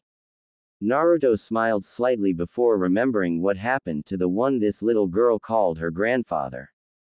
Naruto picked the little girl up, and brought her over to Kyūbi, who seemed to understand what he wanted. So, Naruto walked over to Ice Fang, and patted his head, earning a look of happiness from the wolf. The young blonde boy then grabbed a handful of ash from his seal inside his cloak, and brought it up to Ice Fang's nose to sniff. The dog looked at his alpha questioningly before nodding. "What did you want to learn from this?" asked the beast curiously. Naruto resealed the ash before writing, "Who do you smell that you have smelt on my clothes before?" Asterisk. The only familiar smell was that of a man's. "Follow me," wrote the boy as he started running back to the burnt-down stall. When they got there, the boy immediately started to dig through the ash, and came across 2 burnt chef hats. He brought the 2 to the wolf, who sat a few meters away. "Only one of them were here," replied the beast as he swiped his nose to clear it of the foul stench of burnt flesh. Naruto's eyes immediately lit up. He pulled his board out and asked who was here. Asterisk. The man from earlier. "Why?" asked the wolf. Naruto merely sighed in relief. He didn't know where she was, but she was more or less alive at the moment. He still felt sad that he had lost the closest thing he ever had to a father, but was happy he hadn't lost a Yame. Naruto looked at the scorched building one last time before deciding he needed to start going to the classes he had with Hana. He didn't want to go, but he knew Ice Fang needed someone to spend time with besides his alpha. Naruto continued walking down the street deep in thought, not noticing 3 people walk up right beside him. "You okay, Naruto-kun?" asked a familiar voice as Naruto looked up to see Kurenai, Anko, and Hana wearing concerned faces. I'm fine, wrote the blonde, accompanied by a sad smile. Naruto-kun, does this have to do with the fire? Inquired Anko as Naruto visibly tensed. The boy shook his head as he calmed down to walk normally, much to the ire of the three women. Naruto-kun, you can trust us, after all we start training in 4 days, spoke Hana. Stop trying to pry into Alpha's business, you little shits, shouted Ice Fang as the three girls looked at the beast with a slight amount of agitation. You'll get used to his choice of words. Fine, Naruto, but you better show up at my compound in 4 days, okay? Said Hana as Naruto nodded in response before the two groups split apart. Naruto was walking down the road till he realized he needed to start doing missions. As much as he hated the fact he had to do them for the villagers, but he needed the money. So, he walked into the Hokage's tower to gain the glare of the receptionist, but merely shrugged it off. He quickly went into the Hokage's room, much to the old man's surprise at seeing him. He walked over to a small cabinet in the corner, and grabbed a random D-rank mission from the shelf, and brought it to the Hokage. The man nodded, and Naruto walked out, still leaving the Hokage with a fish out of water jutsu active. The boy walked out, and looked at the mission. It said to go to the large farm on the outskirts of town, and pull the weeds out. The boy sighed at the knowledge that he had to do at least 20 of these stupid missions. Naruto walked to the farm, and knocked on the door. As the door opened, an old woman was revealed with a scowl. How can I help you? Asked the woman with venom in her voice. I'm here to pull the weeds. Asterisk. Not a chance, demon. You would probably poison our crops, or you might even taint the land, making it stop growing things. I'm here for the mission you requested, wrote the boy with a stern glare upon his face. And I said no. Get the hell out, you brat. I am here for my mission. Asterisk. I don't care, shouted the woman as she opened the door, and backhanded the blonde. The boy turned his head back, and glared daggers at the woman. He spat at her bare feet before walking around a corner. Once out of sight, he made several hand signs before transforming into a brown-haired boy who looked constantly tired. He then walked up to the door, and knocked on it to have an angry-looking old man answer the door, this time while shouting, "We said to leave us the hell alone, demon." Then when he saw Naruto disguised, he apologized, and led him out to the farm, and watched as he pulled the weeds. Several hours passed till Naruto finished the job. He got the family to stamp the folder as Th Boy Shushine to the Hokage, and threw it onto the table. The man looked at it with disgust before paying the young boy 10,000 ryo. The boy looked at the money, grabbed it, and then walked out. He was walking back to the broken hideout here he last saw Kyūbi. He arrived to see her awake, and tending to the now awake brown-haired little girl. She looked at Naruto with a face that hinted a little fear before Kyūbi started to rub her head, and told her he was a friend of hers. Her demeanor then changed to a happy face as she ran over to the boy, and hugged him. Naruto smiled at the girl, who was less than a head smaller than he, before he felt sick to his stomach. He grimaced in pain, before clutching it. "Naru-kun, what's wrong?" shouted Kyūbi as she ran to his side. The boy started coughing viciously before turning over, and coughing blood out onto the grass. "The second vial?" asked the crimson-haired woman as Naruto nodded while still coughing up a storm of red. Instantly, the woman dashed to the base, and grabbed the vial with the number 2 on it, and ran out. She sat the boy up, and uncapped the container. She then poured it down the boy's throat as he tried his hardest to not cough. The boy drank it as he grimaced from the horrible taste. He coughed a little more, but this time red didn't fly from his mouth. After a minute he stopped coughing, and started to breathe properly. He looked up at the sad-faced fox to see her near tears. "Naru-kun, I think it's almost time," whispered the woman.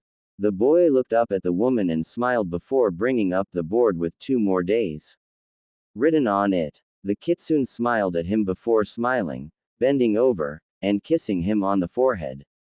"Okay, but only because you asked, Naru-kun," the woman whispered into his ear seductively as his eyes drooped shut, letting sleep take him once more. Naruto woke up as light beat upon his eyes. He opened them to see a redhead snuggled up to him. Today was the last day, no 12 hours he could touch her in this realm. All because of the stupid condition. He was brought out of his thoughts as he felt her grip tighten on him, and her face squint. She whimpered subtly as he snuggled closer to her, which seemed to relieve the girl as her face switched to a comforted one. He smiled at her, then wandered back to the events of the last few days. He had wanted to be with her as much as possible, so they had decided she would help him on his missions. Which as of now he had now 11 D rank missions under his belt thanks to his shadow clones. So he was now eligible for a C rank mission if accompanied by a sensei who gave their recommendation. Naruto knew that tomorrow he would start training with Hana, but he still wanted to spend time with Q-chan. That's when a pair of rubies fluttered open, and stared lovingly into a pair of sapphires. The owners smiled at each other till, much begrudgingly, they got up to get ready for this evil day. Naruto quickly got up, and went over to the last vial on the table. He uncorked it, and swiftly drank it. He looked back at the fox with eyes of sadness. Oh come on Naru-kun, you know this would happen. This only means you need to get some more from her. I know, I just wanted to spend more time with you Q-chan. Asterisk. Break up love fest please. We need to get to work on training Alpha. Spoke Ice Fang as he approached the two. He's right dear, we need to train you some more. Give me an hour. I'm almost done with this seal. Wrote the boy as he went to a desk with an inkwell, a feather, a knife, and a scroll with many intricate designs swirling about. An hour passed quickly as Naruto looked at his creation with pride. With one thought flowing in his mind. Soon I can take my revenge. Hurry up, shouted an angry wolf as Naruto put the scroll down carefully, and sprinted out. When Naruto got to the two waiting creatures, he paled when he saw Kyūbi holding an all too familiar grin. Naru-kun, it's time to amp up the weight again, spoke Kyūbi in a bittersweet voice. At this Naruto started sweating bullets as he approached the crimson-haired beauty. The woman quickly wrapped her hands in a cloak of red chakra before putting the two on his chest, then each arm, and finally ending on both legs. Naruto lifted one leg, and fell over. How much now? Asterisk. Don't worry Alpha, we only doubled the weight. Spoke a certain beast with an excited bark. Damn you both. Asterisk. Naruto slowly recovered, and stood up somehow before walking over to hug Kyūbi once more. They hugged each other tightly before they let go. Okay, so you don't have to, but I think it helps enhance the feeling of this part. Start song falling inside the black skillet. The day went on without much happening before 11 hours passed. Standing on the fourth's head is a crying blonde being held by crimson-haired woman caressing his head, and speaking soothing words into his ear. Don't worry, you'll see me later. I just need to sleep for a while till I get back. Exactly, if only I didn't have to deal with this when you came out, then we could be together forever. Asterisk. But just think Naru-kun, if you didn't have to deal with the demonic urges you would die whenever I came out, spoke the woman as her body flickered for a second. I know, that's why I sent her a letter yesterday, wrote the still crying boy as Kyūbi's body began to flicker more often till it began to just fade. Just remember that I love you spoke the woman before she fully phased out of existence, leaving a boy howling on the floor. Song end. Naruto slowly stood after he recovered from his loss of a friend for a good while. He looked up to the sky in anguish as he didn't want his foxy friend to leave. He knew she had to, lest he lost control of his urges. Those damn stupid demon urges. Why did he or any Jinchuriki have to get them with this technique? Yes, he got demonic urges of the vampiric kind whenever his biju got pulled out of him. It was either turning slightly demonic to have a link with her when she was out, or to be on the floor dead with her free to roam. He obviously chose the former as he didn't want to die just yet. He looked back to the city he despised as he went back inside the forest. He got back to his base as he started to whittle wood in the shape of a woman. It took him quite a while till he had finished his already nearly finished full-sized sculpture of voluptuous woman due to the fact he took great care to etch every possible detail into the sculpture. He looked at his creation with a smile. Soon, very soon, went through his head as he let it rest against a wall. All he had to do now was get some paint, a blood seal, and lastly a certain type of chakra. He knew how to get the paint easily and he could create the blood seal even easier. It was just a matter of time till he got the chakra he needed. He walked into the forest, and gathered a multitude of colors varying from red to blue, black to white, and green to purple. He then went back to the base, and scribbled on a scroll to create a blood seal. He painted the wooden sculpture with red hair that fell to her waist. Two patched one on either side came in front of her hair in the shape of fangs, and a single stray tuft was tied to her right side by a green pin making it slightly thicker than the left. She had amethysts for eyes with small onyx gems for pupils. She also had a button nose accompanied by thin sharp eyebrows. Lastly, she wore a green dress over a white shirt. Naruto backed up from his painted sculpture, and smiled. Northwest he just had to wait till it dried, which would be a good several hours. He looked outside to see the moon nearing its peak, and so he decided now would be a good time to let sleep wash over him once more. The following morning he got up bright and early as Ice Fang was already up, and hunting for their breakfast. Naruto quickly checked to see if the paint was done drying to see it wasn't quite done, but it was close. The blonde sighed, and then turned to see Ice Fang dragging a juvenile deer in. After the two had eaten their fill they rushed out to go to the Inuzuka compound lest they feel the wrath of another woman. He hated how they all seemed to hit so hard. It was as if you were being hit in the head with an anvil, although that's only the weak ones. He never could piss off Kyūbi, or else she might seriously drop a mountain on his head. He shrugged it off as he arrived at the building that Hana had described to him. He rang the doorbell on the old-looking house. A creak could be heard as an older woman with short spiky black hair similar to Naruto's own hair, two red fangs on either cheek, and black vertical slits for eyes. She smiled at him with a feral grin. "You must be Naruto," stated the woman as she looked at him closely, losing her smile as it was replaced with a curious look. The boy merely nodded in response to the woman as she led him into the house, and told him to wait as Hana was in a meeting for a bachelor. A few minutes later screaming could be heard, followed by the sound of glass shattering and objects being thrown. Moments after the sound, a shinobi within glasses was sprinting out of the house as fast as he could as an angry-looking Hana dashed out with a tick mark on her head.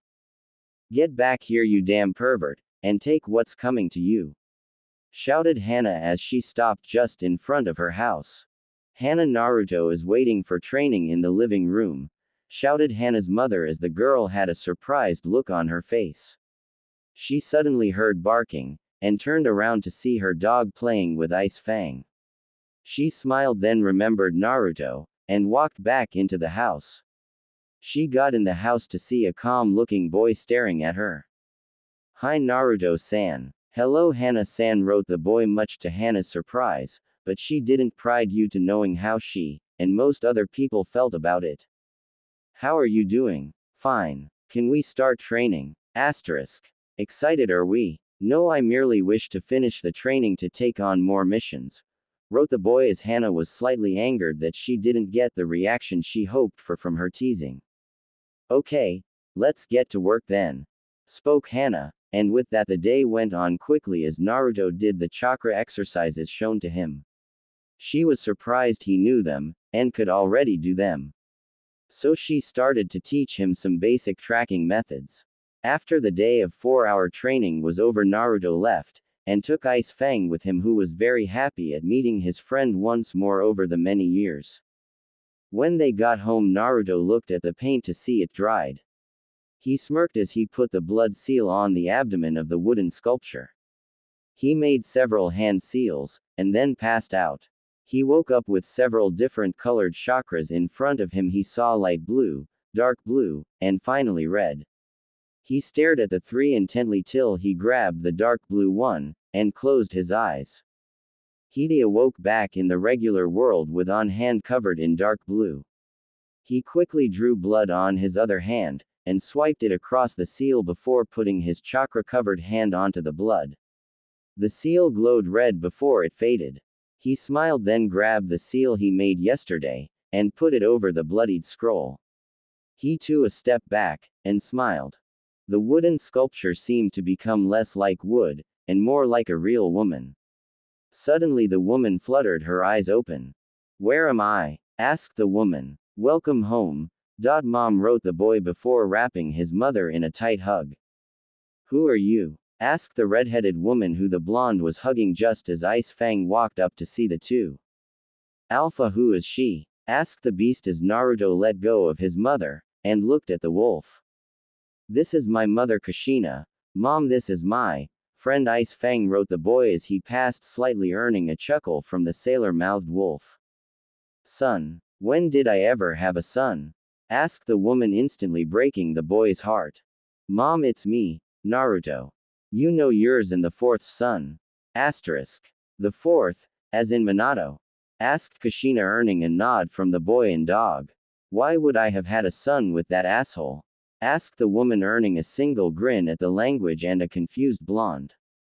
"But you're my mother. Remember you died when Q-chan attacked the village." Asterisk. Q-chan. You mean Kyūbi? No, he's talking about some other nine-tailed fox, spoke Ice Fang sarcastically, earning a tick mark on Kushina's forehead. "When did Kyūbi attack, and why? She would never do that." "Wait, where am I?" asked the woman, earning two face faults due to just now realizing she didn't know where she was. "Do you not remember having a child, Mom?" Asterisk. No, I never would have had a child with that bastard, and I definitely haven't done the deed yet, spoke the redhead shamelessly. "I think something's wrong," spoke the young boy in his head.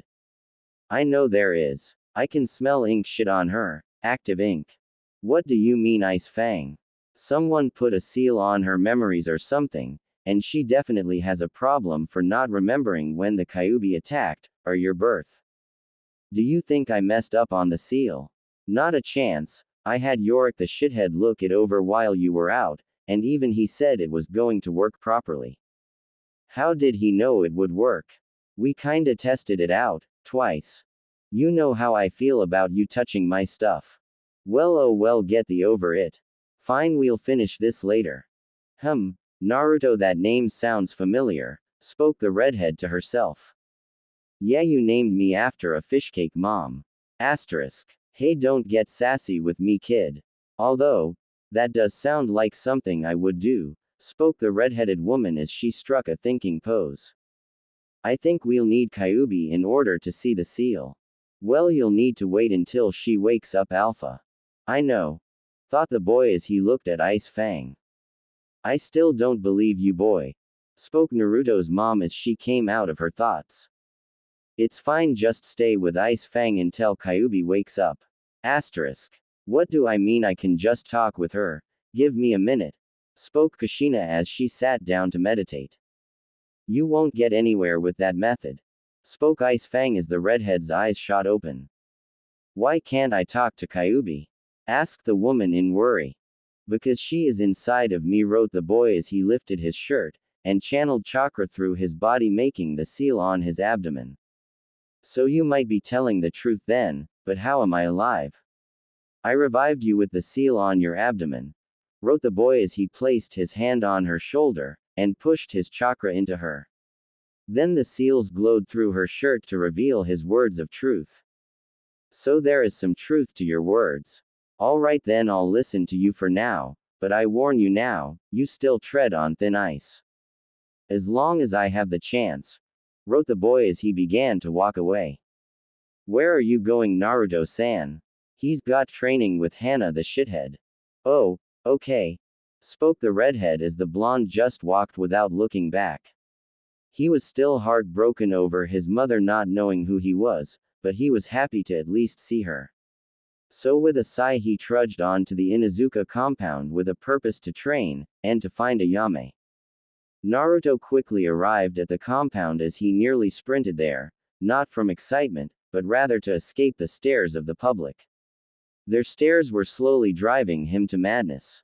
He was nearing his breaking point once more, and he hadn't even been in the city for a full year. The only thing keeping him sane is the thought that it was all a mere test. Yes, a test to see if he had what it took to fulfill his plan, and he knew he would. Whether it took a day, a week, or a year, all depended on when she would come back. He only needed to wait until she got over their deaths, whether by time, or from a push. He was brought out of his musings when the large building appeared in front of him. He walked up, and knocked to have it opened by Hana. She smiled at him, before fully opening the door. "All right Naruto-kun, you ready for your first real mission?" asked the brunette as she took a step out, and closed the door behind her. "What do you mean by a real mission? I've done those poor excuses of D ranks. Asterisk. Well, you're in luck, cause we're going to be doing your first C rank mission. Here's the details. Be at the gate in an hour," spoke the woman right before she handed him a folder, and then disappeared back inside. The boy looked inside the folder to see it was a joint operation between him, Hana, and Team 8.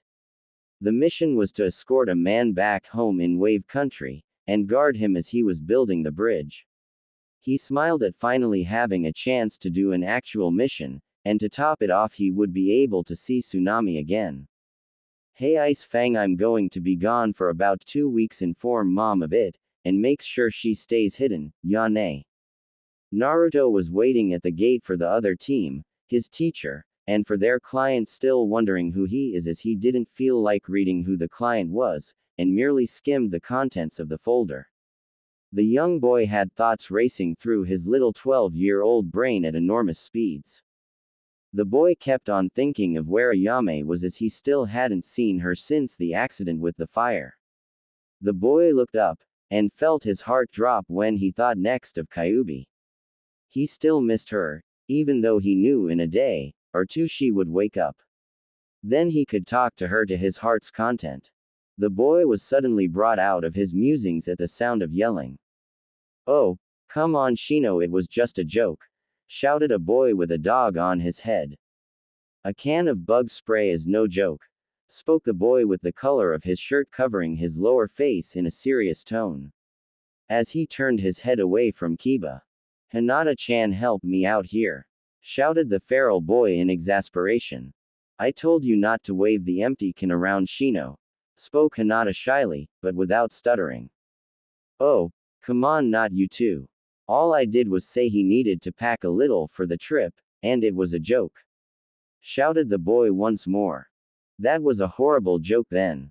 I mean, come on, you could have at least used a full can," shouted Hana, berating him on his joke, along with her dog barking its approval. "Hana-chan, how can you encourage your brother?" shouted a slightly angry Kurenai. "No one got hurt, so it's all good." "Oh, hi Naruto-kun," shouted Hana as the group walked over to the boy with Kiba, and Shin still arguing, well, mostly Kiba as Shino was ignoring him. "Naruto-san, where is the bridge builder?" asked Kurenai as she walked over to the boy. "I don't know," wrote the boy as Kurenai nodded, already informed of the talking or lack of talking situation from her discussion with Hana. Flashback. 2 days ago. "Hey Kurenai-chan, Anko-chan, and Yugao-chan," yelled the Inuzuka heiress as she ran at her friends with a look of urgency on her face, and in her tone of voice. "What's up Hana-chan?" asked Anko out of worry as she also seemed to pick up on the blatant display of urgency. "Naruto-kun isn't talking." "What do you mean? He was talking to us just yesterday," spoke Yugao with a confused expression on her face. "I mean, he isn't talking, he's using a chalkboard to communicate," Hana stated, this time a little quieter as not to alert someone else. "Why?" asked Kurenai in a shocked tone. "I think it has something to do with the place that got burned down 3 days ago," spoke Hana in a hushed tone of voice as the other three's eyes widened in realization. Ayame and Tyuki, Anko, Kurenai, and Yugao spoke in unison in thought to give a laugh at what just took place. Yeah. So what do we do? Asked Hana a little louder than before. We should leave him be for now, but I do have one question. Spoke Yugao in a deadly serious tone, leaving the other three on edge. What? Asked the other three females in unison, once more not laughing. Why are we talking in unison? Spoke the girl, chuckling slightly as the other three stared at her with deadpan expression before joining Yugao in the giggling session. Flashback end. So you six are my guards? Asked an old man who sounded familiar to the blonde-haired boy. Yes, Client-san, we are your escorts. Spoke Kurenai calmly. Why are there kids guarding me? They all look so weak. Especially that blonde one in the black. The old man said the last part with a little playfulness in it. Weak. I don't think you should be saying that, Mr. Taz. Spoke a beast that walked up right behind Naruto's client. Hi, Ice Fang. Spoke the old man with a bit of fear in his voice as he stared at the beast, and took several steps back. What are you doing here? Shouted the boy telepathically to his wolf. Don't worry, your mom understands the situation, and I was just coming to see you off. Spoke the beat mentally without swearing once somehow. Somewhere else, a redhead was walking down a dark tunnel when she sneezed suddenly. Damn, someone forgot to swear like usual. The angry woman shouted. I doubt anyone, or thing has a tongue as foul as you to Yuya. Spoke a rather barrel-like man with a baby-like face, and 3 orange strips of hair on his nearly bald head. Shut your pie hole, Jirobo, I know there's someone else out there who knows how to speak properly. Shouted the redhead angrily as the man just gave her a deadpan expression. Before he just waved her off, and picked up a brown cloak. Back in Konoha, how have you been, Naruto, my boy? Spoke the man with a large grin on his face. Good, and I think we should start getting you home. Lest you want to anger your daughter again. Wrote the young boy as the man just started to sweat bullets. Yeah, I think you're right, let's go. And Naruto, why aren't you talking? Personal things, old man Taz. Asterisk. Okay. Spoke the man as he wasn't the only one to see the written phrase, and he among others chose not to stick their noses any further in his business. They got the hint that he would tell them when he was ready, and he wasn't, yet. The rest of the journey was walked in silence aside from the bridge builder talking to Naruto, and the boy scribbling responses at inhuman speeds. The group of 7 walked for about 2 hours on the road before they all suddenly stopped. The road in front of them had several burn marks indicating a fire hit the area. Whether it was a fire jutsu or just an idiot attempting a forest fire was unknown, but that wasn't what made them stop, and instantly go tense. The thing that did was the blood that littered the road. There was a lot of it, and it was fresh. The 6 ninjas instantly got into a rectangle formation with Shino and Kiba at the back, Naruto and Hinata on either side of Tazuna, and Hana and Kurenai in the front. We move forward quickly. Spoke Kurenai calmly as she eyed the forest cautiously before the 7 people broke into a jog instead of their slow walk. They stopped jogging after about 15 minutes of nothing happening, but they were still just as alert. Ice Fang, you hear me? Asked the boy in his head. Single quote. Single quote. Single quote. Single quote. Single quote. Single quote. Damn, he's blocking me out. Shouted the boy mentally as the group continued on without stopping. After 20 more minutes, the group came to a clearing in the forest, much like the bloodied battlefield they had been on not an hour before. This had only 2 real differences though. Instead of just blood on the ground without corpses or anything, there were 4 bodies. 1 man, 2 teenagers, and 1 feminine-looking kid the Genin's age. The horrifying part though was that the 4 bodies were missing their heads, and were hanging from the trees by a rope attached to their feet. The second difference was the smell. This place reeked of death, and evil, unlike the last battle-scarred path they had encountered. This one had the horrific smell looming over the dirt road just like the bodies the smell accompanied. Then out of nowhere a chilling wind blew through the road. The shinobi could have sworn they heard a whisper say, "Join us," in a low hush voice that once more sent a chill down the spine. It was as if the Shinigami himself had graced the field of battle, and that gust of wind was the messenger saying he had arrived. 3 out of the 4 genin turned, and puked in a nearby bush. Naruto stood still, and stared at the 4 before looking at the Jonin to see their reaction to the scene before them. The Jonin were standing there scared at the sight of it before turning to Tazuna. "Why are there missing nins in our way?" asked Hana calmly as Kurenai was over with the 3 genin trying to help them cope. I don't know," spoke the scared man as he still had his eyes glued at the hanging corpses. While the 2 of them were arguing, however, Naruto saw several figures in the distance. Their bodies were barely visible due to the fog that had rolled in, but Naruto saw them nonetheless. The 3 figures wore masks, and had different colored cloaks on. The first of the 3 wore a dark crimson cloak and a Hanya mask. The second wore a brown cloak with a mask of a boar on its face, and the last figure wore a spider's mask with a black cloak. Naruto stared at them before they slowly phased out of existence as if they were never there to begin with, but they didn't take the presence of the god of death with them.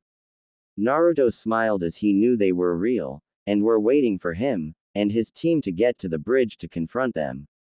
"Okay guy, because Mr. Bridge Builder here is saying he doesn't know who those ninjas were, it's up to you guys to decide if we move on or not. Just know from this point on our word is law." "Okay?" asked the black-haired Jonin. Sensei why are the people moving?" asked Hinata as her eyes were wide with fear. "It's just the wind," spoke Hana before she turned, and saw that it wasn't the wind. The 4 figures were on the ground, and walking towards the group with kunais in either hand. The group suddenly stopped, and took battle-ready stances as they faced the group of 7, headless. "Wah, what's going on?" shouted Kiba in fear as the pup on top his head whimpered in fear. "Keep calm, and protect Tazuna," shouted Hana as the 4 genin put their backs up against the old man who was now scared of what was going on. He was about ready to piss his pants. The 4 corpses charged the 2 jonin in a heated fight. Hana jumped in front accompanied by her dog while Kurenai stayed behind flying through in seals. "String bean binding illusion," Kurenai shouted as nothing happened. She stared wide-eyed, and then realized the problem. They couldn't hear or see the jutsu, so they were immune to her genjutsus. Hana realized it a moment after, and they both knew they were in trouble. "All of you get out of here," shouted Hana as she turned back, and engaged in a battle of taijutsu with the 2 smaller teens. Her dog and Kurenai were fighting the large man, and the girl. The genin from Team 8 were about to till Naruto looked them in the eye. His eyes telling them all they needed to know. "Don't you dare attempt to leave your friends behind."